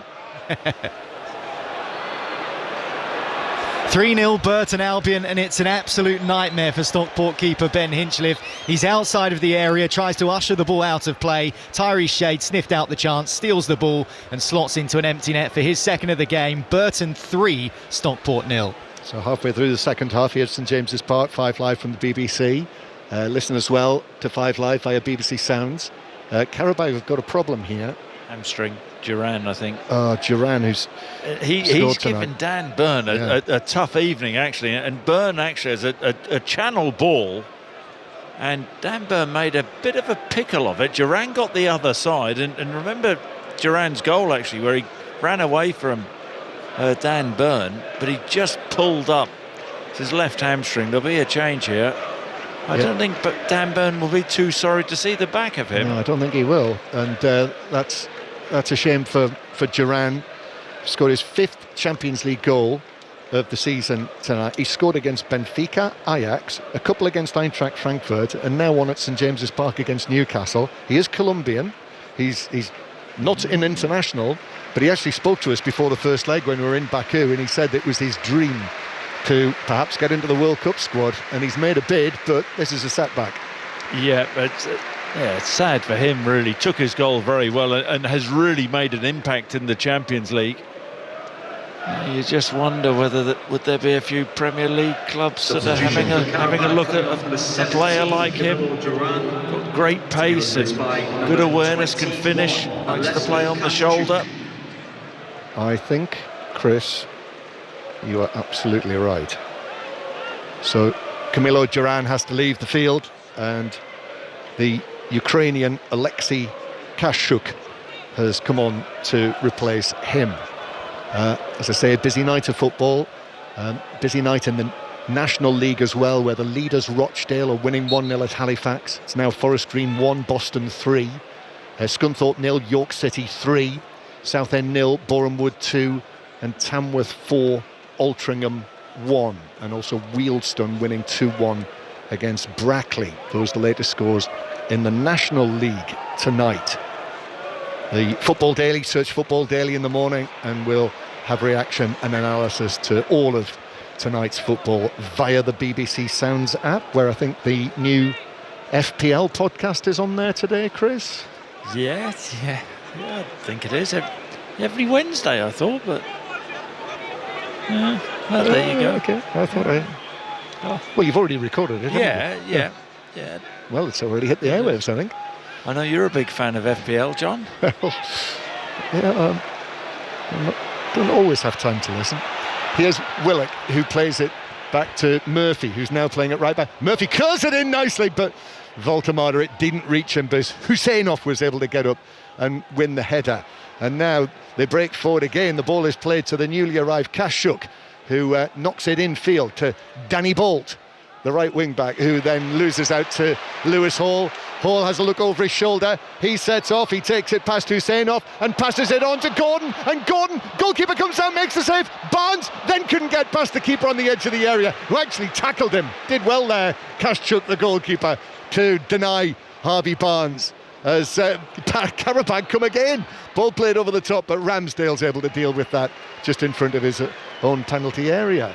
Yeah, I've got to say, what I've seen from Lewis Hall this season, he has been absolutely sensational. Great awareness there, drifting past the Qarabağ midfielder, and then the ball to Gordon. Barnes now crosses as he falls over, and the ball is cleared away out of for Newcastle. Here, back to Vicarage Road, a penalty, Aaron Paul. And it's a penalty to Watford. Tom Ince brought down by the Ipswich captain, Dara O'Shea. O'Shea yellow carded. Ince will step up and take this left-footed save, low down to his left by Christian Walton. So it remains Watford 0, Ipswich 2. Accrington 0, Barnet 1. Barnet have just opened the scoring in League 2. Newcastle with Murphy jumping into the back post. Voltemada just denied there by the leaping Mateus Silva. Newcastle with Lewis Hall. I agree with you, Chris. I think he's certainly a contender for Thomas Tuchel's World Cup squad. Jacob Murphy tries a left-footed shot from 23, 24 yards out, but it flies away over the top of the bar into the Leazes end. And the score remains Newcastle United 3, Qarabağ 2 on the night. Tonali, Joe Linton and Botman, the Newcastle scorers. And Johan Wissa, having missed the last 4 matches, thought he might have been in the starting lineup tonight, but here he is as a substitute for Osula. And while they make that change, it is back to Hull City again and Sani Rudravajala. Such a strange game this. Hull City 4, Derby County 2. Luis Kumas off the bench, ball over the top. Brilliant finish from him. Hull have barely had a couple of shots against Derby, but every single one seems to have gone in. Hull City 4, Derby County 2. So 4-2 to Hull City. Still Dundee United 0, Aberdeen 0, incidentally, in the one match tonight in the Premiership in Scotland. And Sani said it's been a strange game there. It's been quite a strange game here. Zubia now for Qarabağ, who are looking to make it 3-3. It's played back to him. Zubia pulls it back. He might have gone for goal himself there, but pulled it back, and Newcastle put it behind for a corner. Some of the play this evening, and you wouldn't have seen it in the first game, John, has been excellent though. Short, quick passing, worked the way into the Newcastle box down that right-hand side. Dan Burn had to be really alert there to spot the danger. Corner's taken short to Zubia, and Newcastle have got to be on their toes here. Zubia gets it again into the area, trying to find a position on his left foot, shoots, and it flies away wide of and a cross goal and behind into the Leazes end. But as I said in the first half, when they settled in the match, unfortunately tonight they were already 2-0 down by that stage, but you know, we've seen flashes of what they are all about, and you know, they're an exciting team. Qarabağ. Yeah, I mean, Rory Smith on Monday Night Club earlier on predicted that Qarabağ would be the team to watch. I don't know what he meant by the team to watch, though. How far did he think they'd go? Well, they've never been this far before, so I think that's an achievement for Qarabağ. Newcastle have never been this far before, the latter knockout rounds of the Champions League. And just a few minutes now away from a place confirmed in the round of 16. But Anthony Gordon, who's now moved out to the left-hand side. Voltamada with a shot. That's blocked inside the penalty area by Husseinov. It bounces down. The Newcastle fans in the Gallagher end want a penalty. Referee Massa is not interested. And Dan Burn will give it back to Lewis Hall. So Anthony Gordon with Wissa coming on. He's over there on the left-hand side, looking for his 5th goal of the tie. Oh, brilliant from Gordon. Brilliant for work. Works it across. And then the shot from Willock is blocked inside the area. Might bounce for Gordon. In the end, it bounces behind, and the referee has a look. He's not sure. Has he given a corner to Newcastle? He is. He's given a corner to Newcastle after much thought. So, corner to Newcastle coming. Buda Glimt closing in on a place in the round of 16. Their match in Milan against Inter is being monitored by John Akers. And Boda Glimt lead 2-0. They're going through. It's Inter 0, Boda Glimt 2, 5-1 on aggregate, and only 19 minutes left on the break. It's such a good goal. Evian on his right foot took it. Lovely first touch, and then right foot across the goalkeeper. This is unbelievable. Inter 0, Boda Glimt of Norway 2, 5-1 on aggregate. Tonali takes the corner, gets it back, swings it in, and that is headed away for Qarabağ on the edge of the area. Yep, it's one of the great footballing stories, and I think, Chris, we're very fortunate, aren't we, that we've been there and we've seen what it's all about. What it's all about, and just what a good team they are. Superbly organised, tremendous manager, and they're fundamentally a squad full of Norwegian players, and not many internationals in that squad. That is the triumph. But I mean, it's a quiet coastal town in the Arctic Circle, and yet, as I've said, when we went there, it just has that local hero feel to it for anyone who's seen the classic film. And here they are now.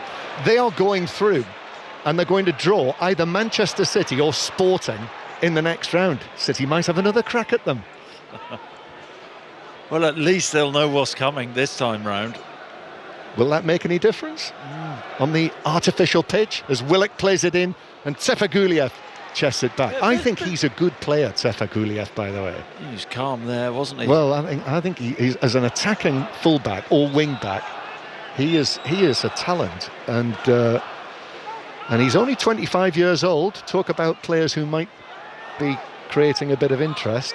I think he's one of them. I mean, he is an established international for Azerbaijan, but even so, here he is again, lightly bearded, Tsefaguliev, plays it into Jankovic, and Qarabağ have it inside their own half. The goal is very clear here tonight for Qarabağ. They've got a chance of perhaps drawing this match, this second leg, after being spanked 6-1 in Baku last week. And they do think that they've got an opportunity to do that. Kashchuk conceding a throw-in on the far side. Fair play to them, because going 2 down that early in the game, you could have imagined many teams who would feel really sorry for themselves and making a fair few substitutions now. But the way they've come back into the game and shown their real pride in the performance, and they've played some good stuff, played some really good stuff, and caused the Newcastle backline all sorts of problems.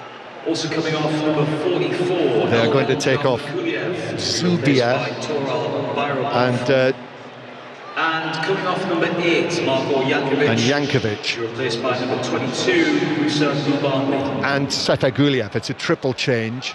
So Musa Gurbanli is coming on. He's the son of the coach, son of Gurbanov. So he's come on up front. They've also brought on the number 27, the left back, or wing back as he'll be today, Toral Bayramov. And the other player, Emmanuel Adai, I think. Adai, the number 11, the Ghanaian winger, and he is playing here on the left-hand side. So I think Gurbanov, having made his triple change, is thinking along similar lines to what I just mentioned about perhaps getting a draw out of this match. We've got 10 minutes to go.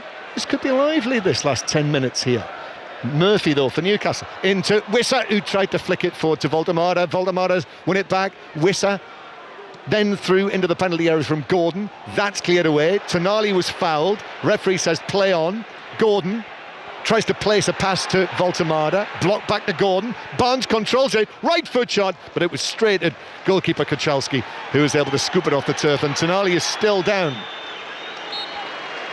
And a yellow card is shown to Bicalio for that challenge. The referee played the advantage, but he's brought it back for the yellow card for the Qarabağ midfielder, Chris. Yeah, it was a crunching challenge from Bicalio on Tonali, and I suppose that's the worry, isn't it, for Eddie Howe?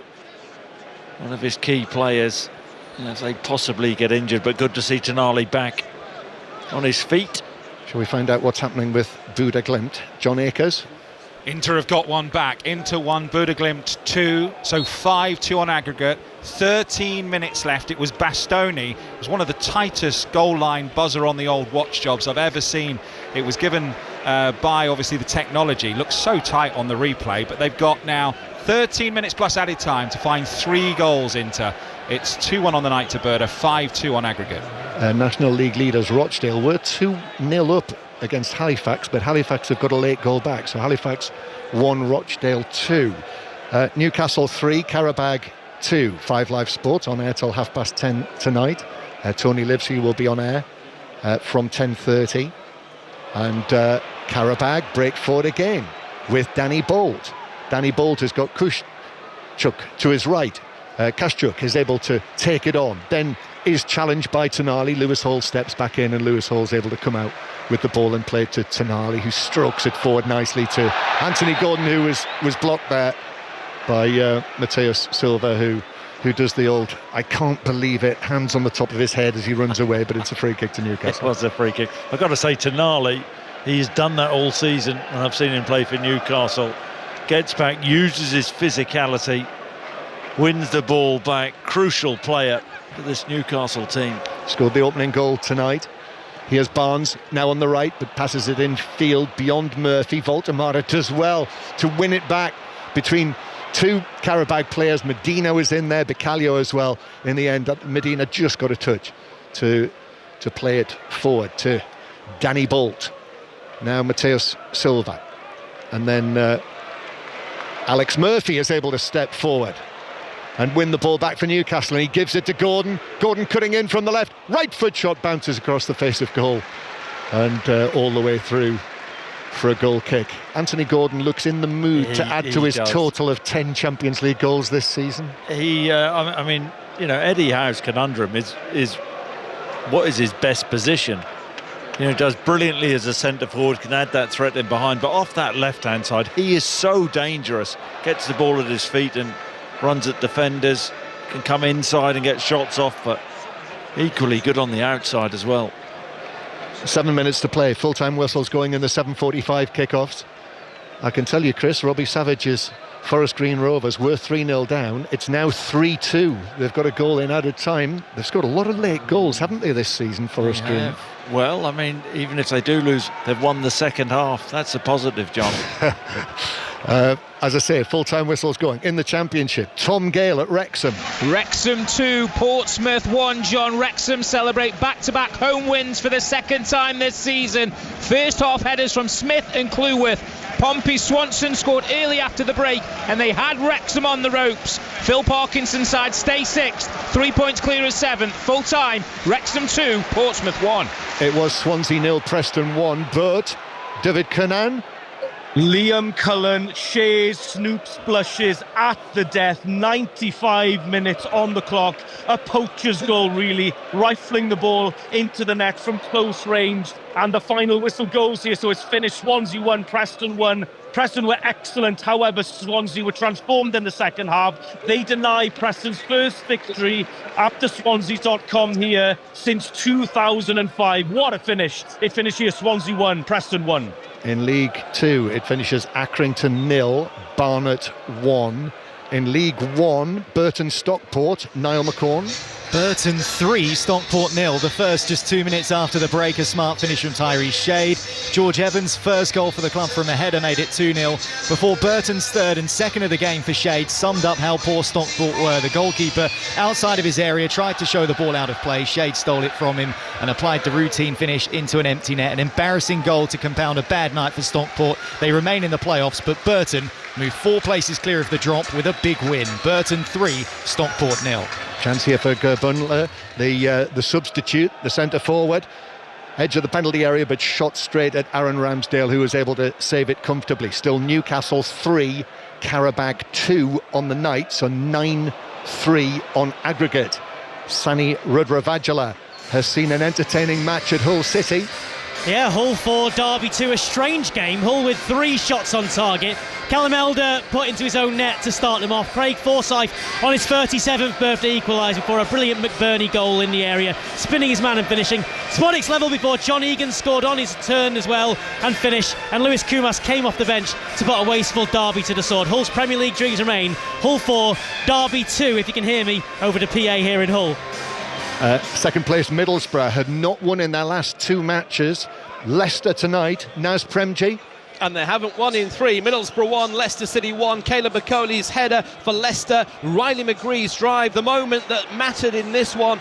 Both sides tried but failed to find a winner, and both, John, will be disappointed with the point. Middlesbrough 1, Leicester City 1. Adai on the attack for Qarabağ, trying to make it 3-3. Tonali is forcing him away from goal, and then Qarabağ win a throw off Joe Willock. And we're going to see now a senior competitive debut for the Newcastle defender. Leo Shahar is going to step onto the pitch for the first time for Newcastle United, and it is the birthday boy, or one of the birthday boys, Jacob Murphy, who makes way. So this, Chris, this 18-year-old, here's the ovation for him. 15 times an unused substitute this season. This teenager from Wolverhampton is actually at the Wolverhampton Wanderers Academy, but here he is now onto the field for the first time for Newcastle. It's a great moment for him. He said 15 times on the bench, just had to bide his time, hasn't he? But he'll enjoy these last few minutes. With Newcastle leading by 3-2. Going to continue around the grounds with the full-time whistles going. I think it is Vicarage Road next, and Aaron Paul. Yeah, Watford 0, Ipswich 2 goals in either half of Wal Egley, and her sealed the deal for the Suffolk side. Watford's Tom Ince missed a penalty late on. The 3 points though, John, taking Ipswich into third. They've beaten Watford by 2-0. I can tell you that it has finished Blackburn 1, Bristol City 2, so a first defeat for Blackburn in Michael O'Neill's third match in charge. So Blackburn 1, Bristol City 2, Swansea Preston, David Cannan.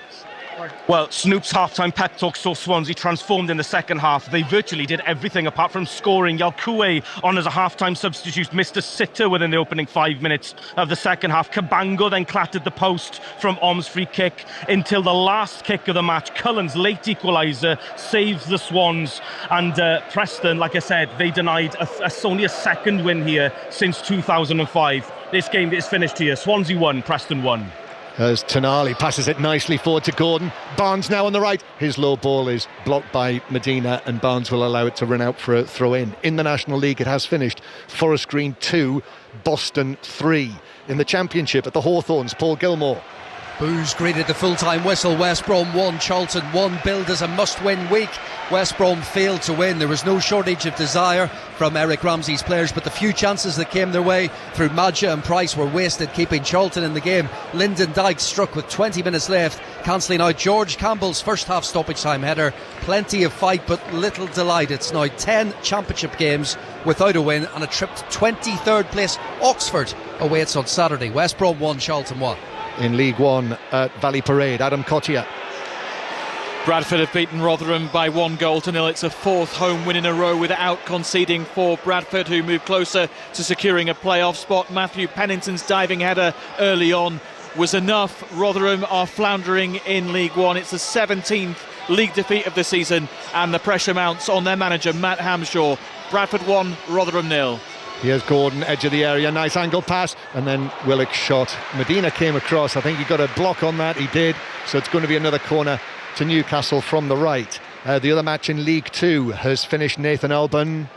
Salford 1, Shrewsbury 2. Shrewsbury have gone through 5 different managers since they last won 5 in a row, and they've done it here under Gavin Cowan. Will Boyle with the winner, serving Salford a 5th straight defeat. They stay 8th. Full-time Salford 1, Shrewsbury 2.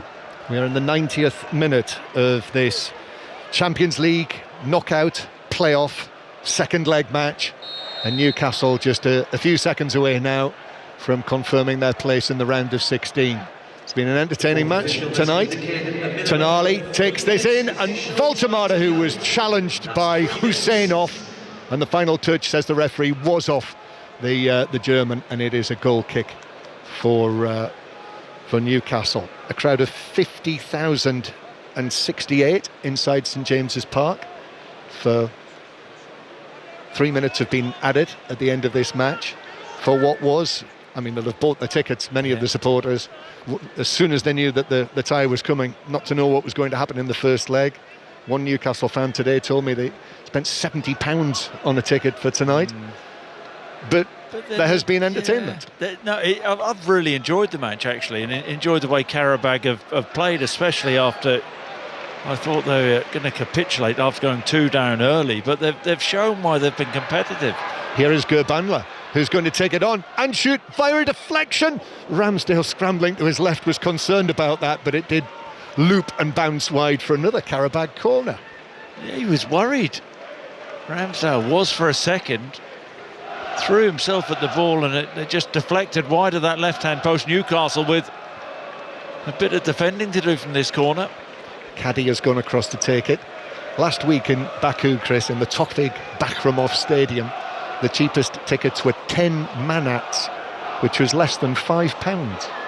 As Caddy takes the corner, he's overhit that beyond everyone inside the 6-yard box, and it's behind for a goal kick. It's an amazing place, Baku. Yeah, I've not been. On the Caspian Sea coast, looking out across the Caspian Sea. The next place you'd come to was Turkmenistan.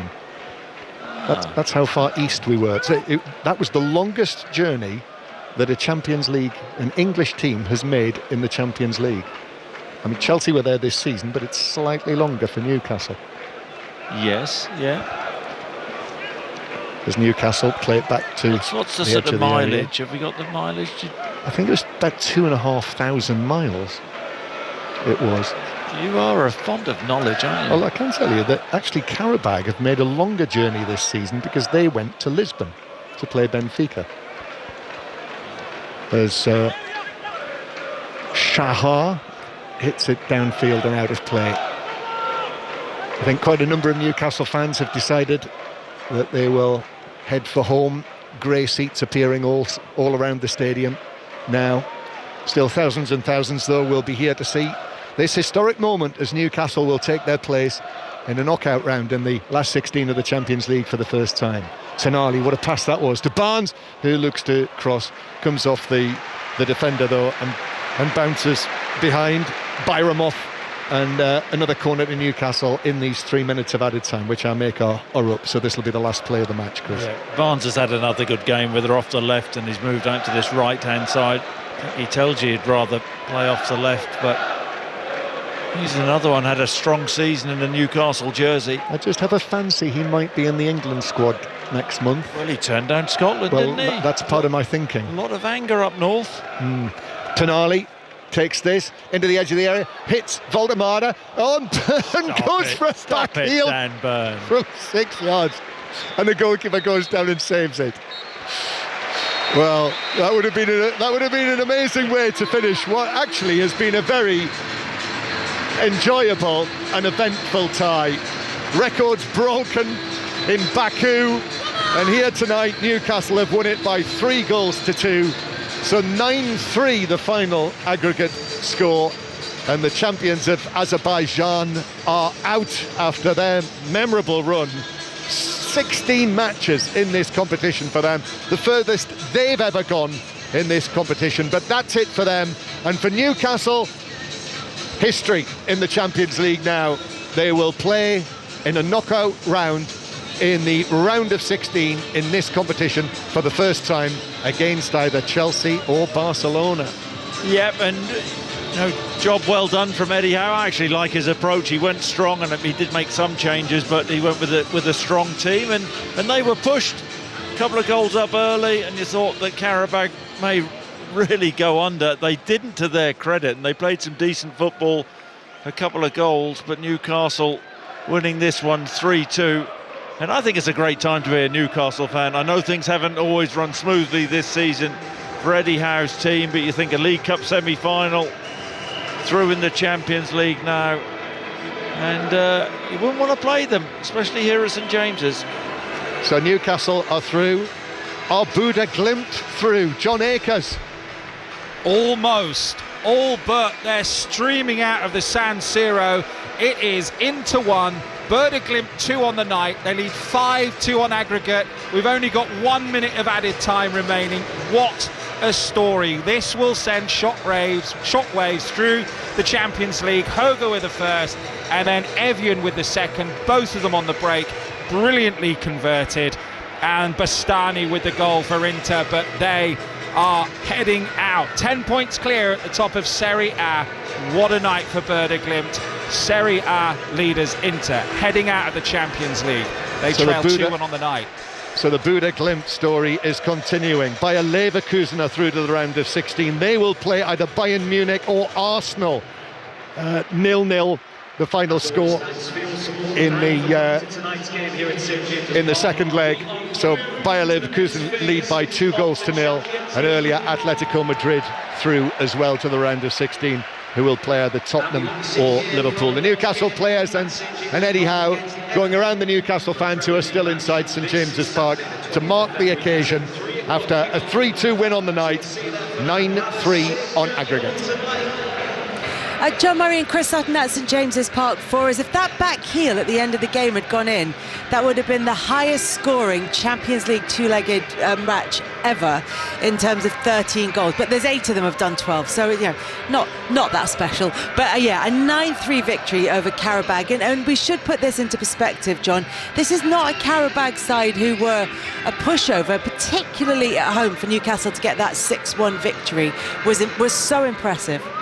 Yeah, I think that, as I suggested, they kind of ran out of steam in this campaign with the 6-0 defeat at Anfield against Liverpool and then that really damaging 6-1 home defeat in the first leg here. But I think to win 10 points in the group stage, and as I say, in Baku last week I was told the expectation was so low in terms of how many points they would win, yet they got through to the latter knockout stages, and they have grown this club with the domestic titles and the cups that they've won under their very, very long-serving coach Gurban Gurbanov. They've made it to the latter stages of the other European club competitions, and this is really, it is an Azerbaijan footballing success story, and there aren't too many of those. We are going to be talking lots more about Bodo Glimt, of course, throughout the rest of the evening. We're with you until 10:30. We'll talk about the fact that Inter Milan are out at their expense. We'll also be talking about what's happened this evening in the EFL, where we're at a really crucial stage of the season. But Chris, just one to you on Newcastle and the performance that they put in. Look, they didn't have to be at their best this evening. Eddie Howe made a lot of changes, still kept a strong side. They still got the victory, but all the damage as far as Qarabağ were concerned was done in that first leg. Yeah, it would have been a difficult one for the Newcastle players because, as you say, the damage was done over in Baku last week, 6-1. And coming into this game, I was surprised, a little bit surprised with Eddie Howe's selection, but in many ways a pleasant surprise because, he took this game seriously, respect to the competition, and wanted to maybe keep the momentum which this Newcastle team have done in the last few games, keep that up. And they were pushed, 2 goals up early, and maybe they coasted a little bit, and I get that, you don't play with the same intensity when you're that far ahead, but Qarabağ pushed them and made a really good game of it. Strange atmosphere, nice atmosphere in the stadium. I cannot remember the last time I saw sort of an opposing team score and the home fans applauding. It was a lovely moment, really, but no, Eddie Howe and Newcastle through to the last 16, and you just never know with this Eddie Howe team. Absolutely not. And they are, Dwight Gale, a team that seem to be particularly equipped for success in Europe. Their best performances, their away performances, the best of them, we've seen the best of them, in Europe this season. Yeah, I think in the Premier League, sometimes people are a bit more clued up to what they bring to the table. They're obviously a team that thrive off of counter-attacks, and obviously bringing in Wissa being fit now, Gordon up front, Will Sasula as well being that threat on the final line is going to be vital for them. And I think knowing all the boys in the dressing room, I think they'll be really excited about who they get next round. I think they'd absolutely buzz off playing off someone like a Barcelona with their high line, and I think they could cause some problems. And I think that will create an unbelievable tie that I think that they will do well in. And I'm sure they'll be looking forward to who they get. But ultimately, to continue this run at the moment is perfect for them. And they sort of finished last season with silverware and a strong finish to the end of the season. And I'm sure now that they've got everyone fit again, they will be looking to do the same. Yeah, it will be Chelsea or Barcelona for Newcastle in the next round, and we'll know that after the draw. But we'll talk about that more between now and 10:30. And although there wasn't much jeopardy around this game with that 6-1 advantage, Julien Laurent, from the first leg, for them to go through 9-3 against Qarabağ across both legs, it's not the fact that they've gone through, it's the manner in which they've been able to do it and how relaxed they've been able to be in this second leg. Yeah, absolutely. I mean, Chelsea went to Qarabağ and only drew 2-2 and really struggled against a team like that played with no pressure, had nothing to lose. Every single game for them in the Champions League was an absolute bonus. They were so happy to be there. They were playing their game. They were one of the big surprise packages of the season in Europe, really. So I think the most important for Newcastle is how serious they were in that first leg, because in those times, as we've seen with Inter Milan that we will mention later against Bodo Glimt, you just don't know what you can face and what you can expect in the Champions League. All those teams can cause an upset. So it was very good for them in the first half. Gordon was outstanding. And today you just finished the job. But today was not about, you knew you were through. Like we've said through the show, it was about giving minutes to the people who needed the most, having that confidence, keeping that momentum going, young players playing, starting, some coming back from injury. All of that was very important. And in the end, you almost had the perfect night.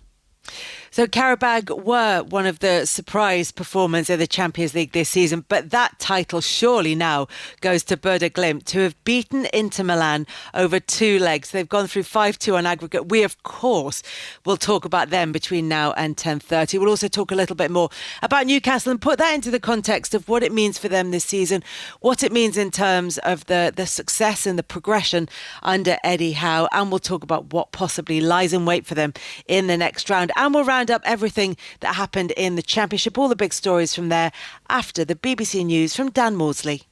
The voice of the UK. This is BBC Radio 5 Live. Lawyers for Lord Mandelson have told the BBC the peer was arrested yesterday because the police thought he might leave the country, a claim which they've described as baseless. The Metropolitan Police has refused to comment. Yesterday, officers detained the former Labour Cabinet Minister at his home in London on suspicion of misconduct in a public office. Here's our political correspondent Harry Farley. Lord Mandelson's lawyers said the peer had agreed with the police he would voluntarily attend an interview next month. His lawyers have asked the Metropolitan Police for the evidence relied upon to justify the arrest. The Metropolitan Police has said it will not comment. Mishcon Derea added Peter Mandelson's overriding priority is to cooperate with the police investigation, as he has done throughout this process, and to clear his name. Lord Mandelson has not publicly commented in recent weeks on the Epstein files, but the BBC understands his position has consistently been that he has not acted in any way criminally and that he was not motivated by financial gain. The government says it's committed to publishing all documents related to the appointment 25 years ago of Andrew Mountbatten-Windsor as a UK trade envoy. The former prince has been accused of sharing confidential information with the sex offender Jeffrey Epstein and was arrested last week on suspicion of misconduct in public office. He's previously denied any wrongdoing. The former Liberal Democrat leader, Sir Vince Cable, said he welcomed the decision to release the documents. I hope they have more success than I did. I tried 3 years ago to get the files as a former Secretary of State, and I got the files, there was nothing in them. And I asked a public information request, and I was refused. So, there is material in government. Whether it's all revealed, we don't know. Well, this evening, police have said that they have completed a 6-day search of Royal Lodge in Berkshire, the former home of Andrew Mountbatten-Windsor. Officers also carried out a search at a second address in Norfolk. The government has announced that GP practices in England will be required to ensure same-day appointments for patients with urgent medical needs. The pledge will be written into a new clause added to the GP contract from April. Leaders of the G7 group of advanced economies, including President Trump, have expressed their unwavering support for Ukraine. It's their first joint statement on the war since Mr. Trump returned to the White House. And Europe's oldest monarch, King Harold of Norway, has been taken to hospital on the Spanish island of Tenerife. The royal palace said the 89-year-old, who is related to King Charles, was suffering from dehydration and an infection. Steve Bracknell here, the assistant manager of Sunday League team the Royal Oak FC. Are you sick of changes to our beautiful game? 5-minute stoppages for VAR checks. VAR, the talking point again after a 5-minute plus delay. Cryotherapy ice chambers. Holes in back at socks. XG double pivots and inverted wing backs. The game's well and truly gone, and I'm here to bring it back. Game's gone. The Steve Bracknell Podcast. Listen on BBC Sounds. This is 5 Live Sports, the Champions League with Kelly Cates. Listen on BBC Sounds. It was a big night in the Champions League. Newcastle, Bayer Leverkusen and Atletico Madrid all booked their spots in the last 16. But the story of the night, and maybe the story of the season, came at the San Siro. Bodo Glimt beat Serie A leaders, 3-time European champions Inter Milan, 2-1 on the night, and they are through 5-2 on aggregate. We'll have plenty of reaction from St James's Park very shortly to Newcastle's game with John Murray and Chris Sutton. Julien Laurent and Dwight Gale are also here, but we are going to start in the San Siro. John Akers was watching history unfold for Bodo Glimt. How did they do it, John? What an extraordinary night. Well, by being supremely well organised for a starter and then taking their chances, second of all, it was a brilliant backs against the wall performance. They did have to weather a storm in the first half against Inter, who did throw everything at them. DiMarco, Esposito, Thuram, Bastoni, Fratesi, they all went close in the first half. But once they'd seen that off, and seen off the fact that Akanji hit the post in the second half, it was Akanji who made a mistake trying to play out from the back. They pounced on it, and then Hauger, the former AC Milan player, 6th goal in the Champions League, just helped it into the back of the net to make it 1-0, and that gave them a real belief then, and into the crowd and the players seemed to take a bit of a dip. They went 2-0 up on the break. A brilliant goal from Evian on his right foot. You need to see the goal. It's a brilliant first touch and right foot finish across the goalkeeper. Inter got one back late, but the game was already gone. An extraordinary night for Bodø Glimt, who are through. They will play either Manchester City or Sporting in the next round. And of course, they've already beaten Manchester City in this competition this year. Let's bring in Norwegian journalist Marius Guttormsen, who's been watching from the San Siro. Marius, the fairy tale continues. It absolutely does. And many people wouldn't really believe that this was possible, given a team which was relegated in 2016 and got promoted again in 2017, and now they're here beating this ginormous team from Milan. The fairy tale certainly continues. Marius, there have been games where Bodø Glimt have absolutely deserved their victory. I'm just looking at the match stats from this match against Inter. 70% possession to Inter Milan, 30 shots compared to 7 for Bodø Glimt, 61 touches inside the opponent's box compared to 6, and yet Bodø Glimt come away with that 2-1 victory. Did it feel a lot more tense than 5-2 aggregate over both legs would suggest?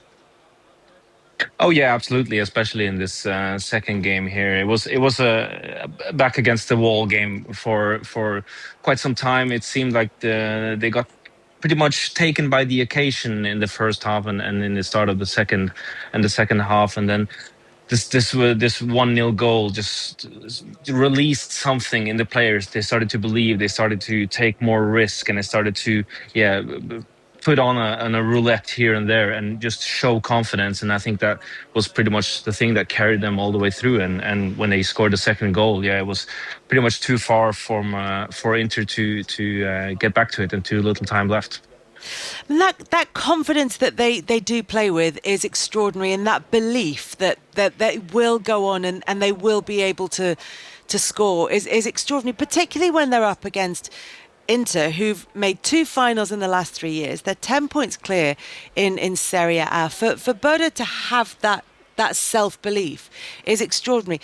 Where does that come from? Is it just from the way that they've been playing and from the fact that results have been going their way? Well, their manager has repeatedly imprinted into the players that you should look past the result and you look at the performance, and I think that's given them sort of a belief in their foundation that they can play their own style, they can play their own football, and then you look at the result afterwards. And obviously, beating these teams along the way, they've taken some big scalps along the road. They've just gained them a lot of confidence, and this is the pinnacle of it, beating Inter Milan in the knockout stages. They have taken some big scalps, including, John Murray, that of Manchester City along the way, and they could face them in the next round. Yeah, I'm just wondering, Marius, do you think they would want another crack at Manchester City, or would they prefer Sporting? I think I probably know the answer to that. I think they actually would prefer to face Man City again, just because they want the opportunity to rise to the occasion. And they seemed to like it last time. So I think they want a dream comeback for them, especially at Aspmyra, which is just so unique. And Manchester City were not comfortable at all, were they, on the artificial pit? It has been a big factor, hasn't it, for Bodø? Oh yeah, absolutely. I haven't seen many teams that actually are comfortable at this artificial pitch, especially when it's cold and it's windy, and the atmosphere is also so quiet compared to the massive stands of the likes of San Siro. So it's a completely different game. It's sort of like watching a League Two game with the Champions League trophy at stake. So it's kind of bizarre, really, and I think that's taken many teams aback. Dwight, when you look at the sort of progress that the team has made, and Marius was saying it was a team that was relegated not that long ago, and then have made this journey to the top. They're now in the knockout stages of the Champions League. I'm thinking about your journey from non-league through to playing in the Premier League. I just wonder if you can sort of relate to, and not to say the Bodo players themselves have made that journey, but I just wonder if you can relate to that progress that they've made. Yeah, obviously, I think one of the biggest things is they must have such a good team spirit, such good morale in terms of everyone pulling in the same direction, being able to take failures, but then being able to come back from it. I think is one of the biggest things that I'd probably experienced in non-league, but then also taking it as a pleasure as well in terms of being able to go and dig in when needed. Obviously, non-league wasn't always the best football played, and then when they're obviously on the AstroTurf, they are able to deal with it a lot more. Whereas sometimes when these higher level players that are used to playing in front of 60,000 on lovely pitches turn up, I think it almost plays into their hands and it makes them roll their sleeves up even more. And I think I used that in my career sort of thing in terms of knowing about obviously the tough situations. I'm sure they're using it at the moment, and I think they'll be really excited about the next leg, especially the away fixture, because they know what it's about and what it takes to perform on that pitch. And I'm sure they'll be well up for it, and they'll be excited at either option, to be fair. And Marius, you told us before the game how excited the whole of Norway were about this fixture, about the potential progression to the last 16 of the Champions League. It's going to be a lot of excitement around tonight and into tomorrow. Yeah, was about 3,500 fans traveling for this away game on pretty much on short notice. So you got to give it to the fans, and yeah, this is going to be talked about for years to come. It's a massive result for such a small club from the country from the north. Marius, I know you've got to get to the press conferences, so thank you very much for joining us. You're welcome. Take care. Thank you very much, Marius. Look, it's a great story for Bodo Glimt this season. The story now of the Champions League. Jules, though, what about Inter? What's gone on? Yeah, disaster, Kels. You mentioned the stats earlier. I mean, let's not forget as well for Bodo Glimt, they hadn't won any of their first 6 games in the Champions League in the league phase. They only beat City in game week 7 and then Atletico Madrid away in game week 8 to qualify, and now they beat Inter Milan back-to-back, the finalist of last year, as we said at the start of the show. It's not a good thing for Italian football to start with, and as we know, tomorrow Atalanta have a 2-goal deficit to try to overturn. Juventus have a 3-goal deficit, so we could have no Italian teams in the last 16 of the Champions League, while their national team, by the way, hasn't qualified yet for the World Cup, and we'll have to go through the playoffs, very tricky playoffs next month in March. It's a difficult time for Italian football, and I think this shows it. Inter Milan are top of Serie A, as we said earlier, 10 points clear of AC Milan, and yet they struggled in those 2 games, and yet today they put pressure, and Bodo Glimt rode their luck a little bit at times, let's be honest. But still, it was just not enough. Again, not good enough from Italian team, for the best team in Italy for the last 3 or 4 years, easily. And let's not even talk about Napoli, who didn't even make it to the top 24 of the league phase, by the way, were beaten by Qarabağ and Bodo Glimt ahead of them in that ranking. So absolutely terrible for Italian football, really. Terrible for Italian football. And John Murray, what does it mean to the Champions League if there are no Italian teams in the last 16, 6 English teams? Is that kind of the weighting of that? Is that a good thing for the competition? Is it a bad thing? Is it neither? Well, what they wanted to do was give more clubs and more countries the opportunity to make strides and make waves in the Champions League. Now, whether it was part of UEFA's thinking that Italian clubs would crash out in the way that they have, probably not. But, you know, I mean, we've heard both sides of the story there, haven't we?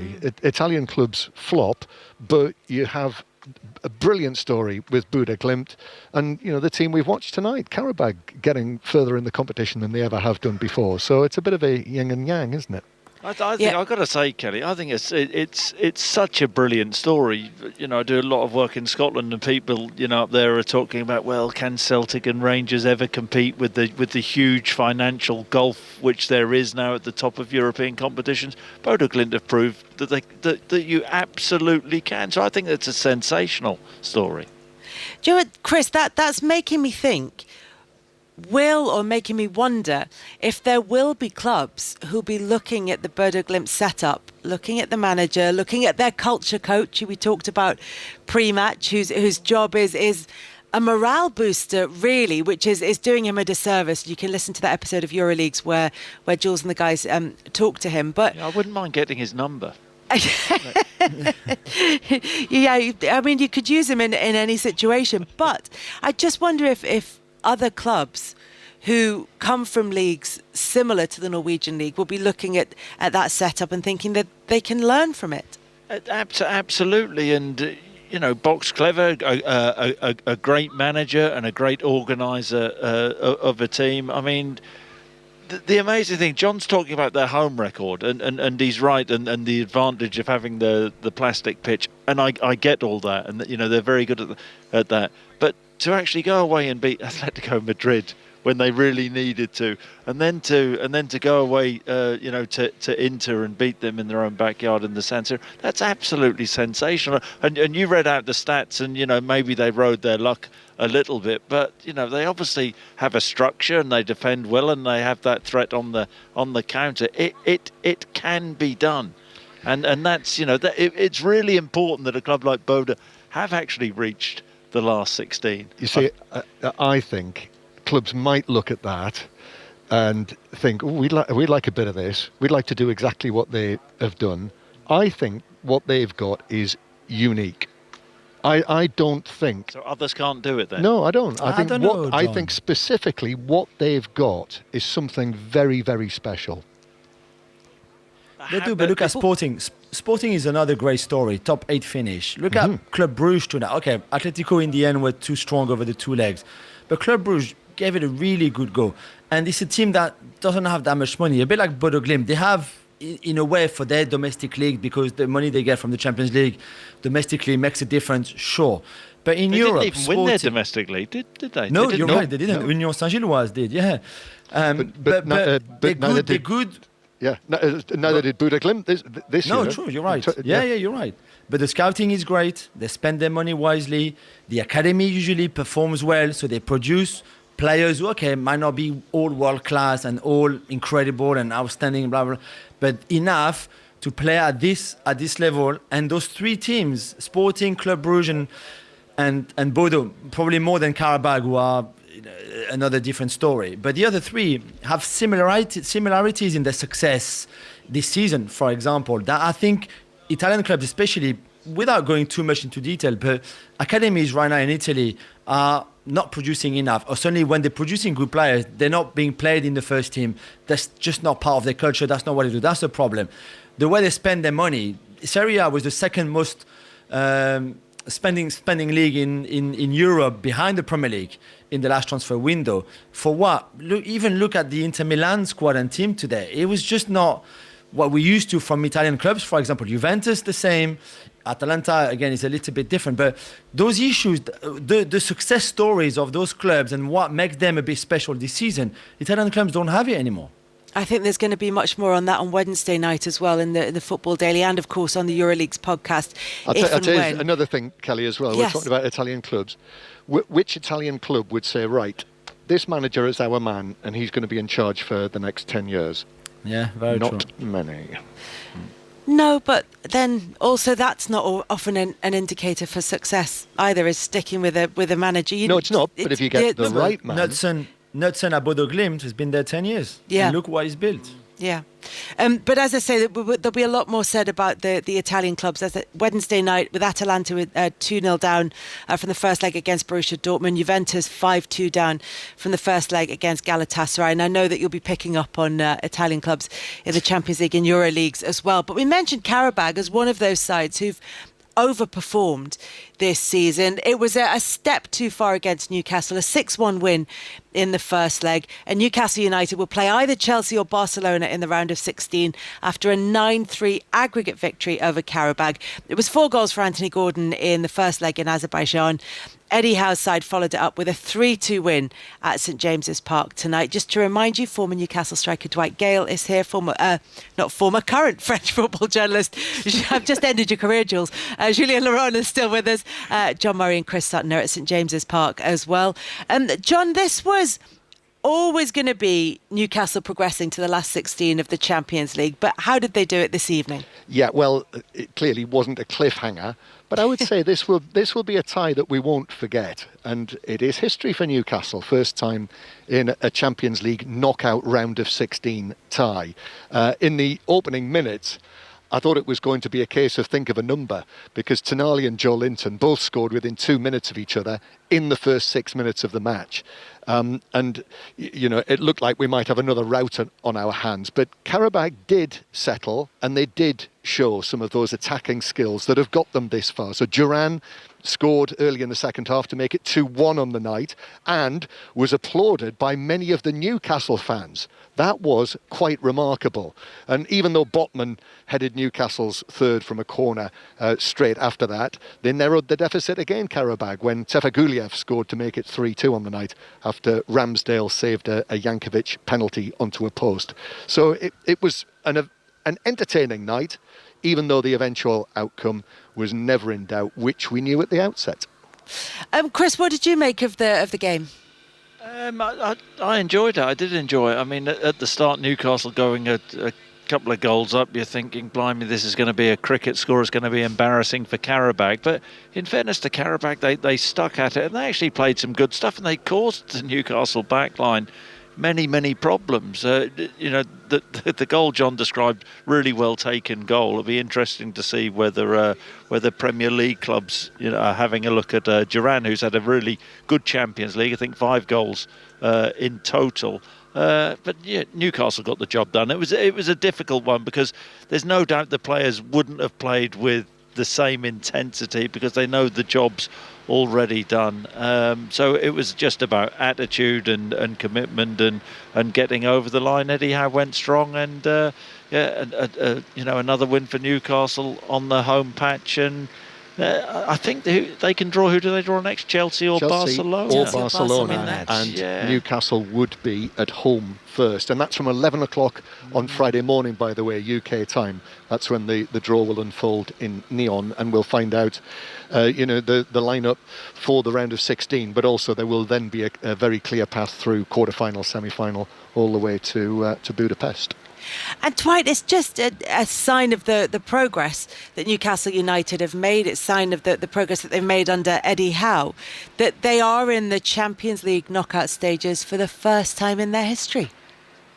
Yeah, I mean, it's been absolutely amazing. Just like Bodo, in terms of manager, I think Newcastle looked at it with the takeover and looked for someone who's they could keep for 10 years, who could bring the club forward, and obviously in terms of bringing the club together, the players around, and the fans, they almost feel like one. So I'm sure they'll be very happy at that decision, and he's taken them to the next stage in terms of winning trophies for them, and then being in the last 16 is such an amazing feat. And I'm so pleased for obviously all the boys that have been there throughout all of this as well. So to see them being successful is amazing, and I'm sure they'll be really confident going into the next rounds.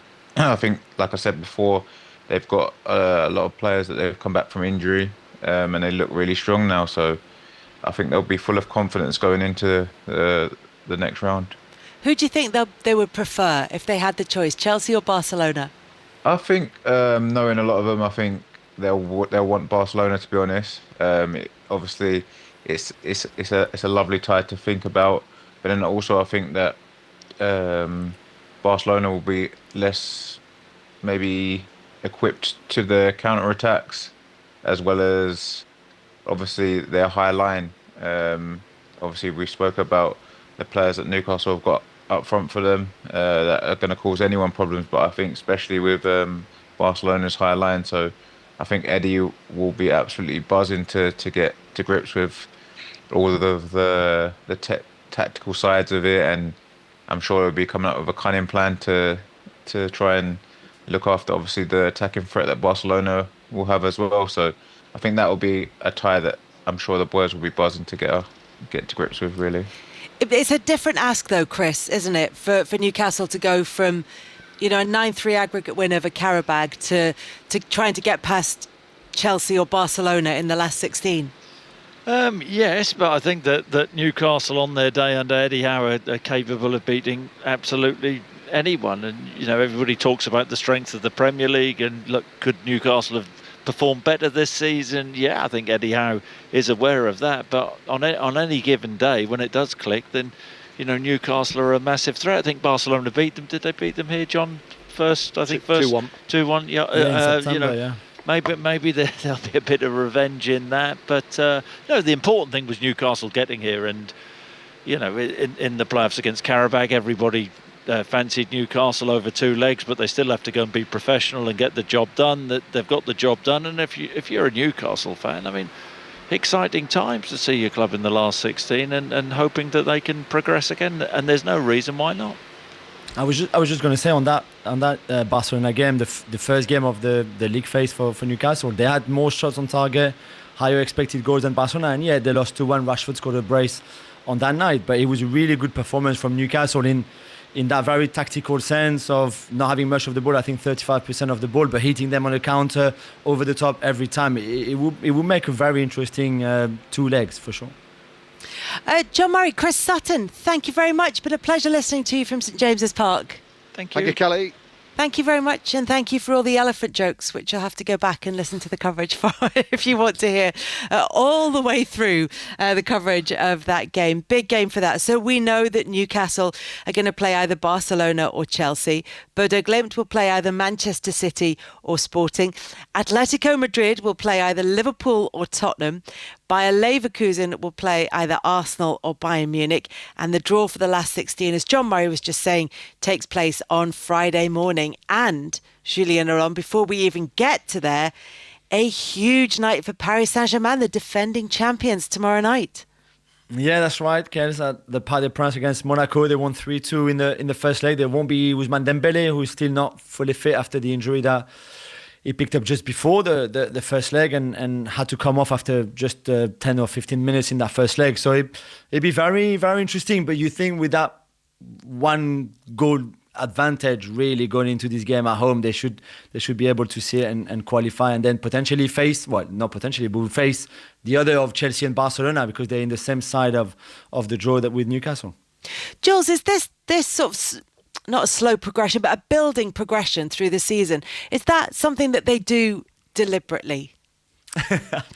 I'm not sure if it's deliberate. I think there's different reasons and explanations probably why it happened when it did last season. That really the turning point was that game against City in January and towards the end of the league phase of the Champions League. And after that, they never looked back and they went from strength to strength, and they were obviously outstanding in that second half. And that's because they had that kind of change of players, that kind of whole sort of refresh of the squad.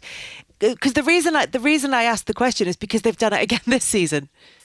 Yeah, although it's still a little bit up and down at times. But you're right. It feels like when those games mattered the most, they kind of changed again and transformed into that extra gear that they had in that second half of last season as well. So let's see if they can do it again. I would love, as you know, for them to go back to back and win it again. There's a reason why it's very difficult, and not many teams have done it in the last 50 years or so. Just AC Milan and Real Madrid, really. So there's a reason for that, and I think English clubs are so strong this season that it'd be very difficult for anyone else to win the Champions League. But I think that this PSG team know how to go all that way and can probably do it again. But they will need to start really performing consistently now at their best level like they did in the second half of last season. Yeah, it could be a big night for the defending champions. They do have that 1-goal advantage. They're 3-2 up against Monaco from the first leg. And as we've already said on Wednesday night, potentially we could have no Italian clubs left in the Champions League in the round of 16. Atalanta are 2-0 down against Borussia Dortmund. Juventus 5-2 down to Galatasaray. And then another 8 o'clock kickoff, which is Real Madrid, who hold that 1-0 advantage against Benfica. But obviously, the scoreline, not the story around that game. And there'll be lots more background to that and lots more fallout to that on Wednesday night on 5 Live Sports. Shirley and Laurent, lovely to talk to you. Thank you very much for your company this evening. Dwight, you're going to stay with us because we've got a huge title race coming up to talk about in the Championship with Middlesbrough and Coventry sort of playing it out, and it's switching. It looked like Coventry may be kind of plummeting towards the end of the season, but they've picked up again. Yeah, I mean, I feel like in the Championship title race, I think no matter who it is, I always think that you find a little blip in the season. Obviously, we had the same thing when we won it, and I think it's how you sort of react to it. And Coventry have obviously picked up a few results recently after their little bit of a blip, as well as obviously Ipswich chasing them, and Middlesbrough today obviously dropping points. So it's always going to be a difficult one, and it always comes down to sort of the last 10 games, and it's how you sort of react to moments when you're not so strong.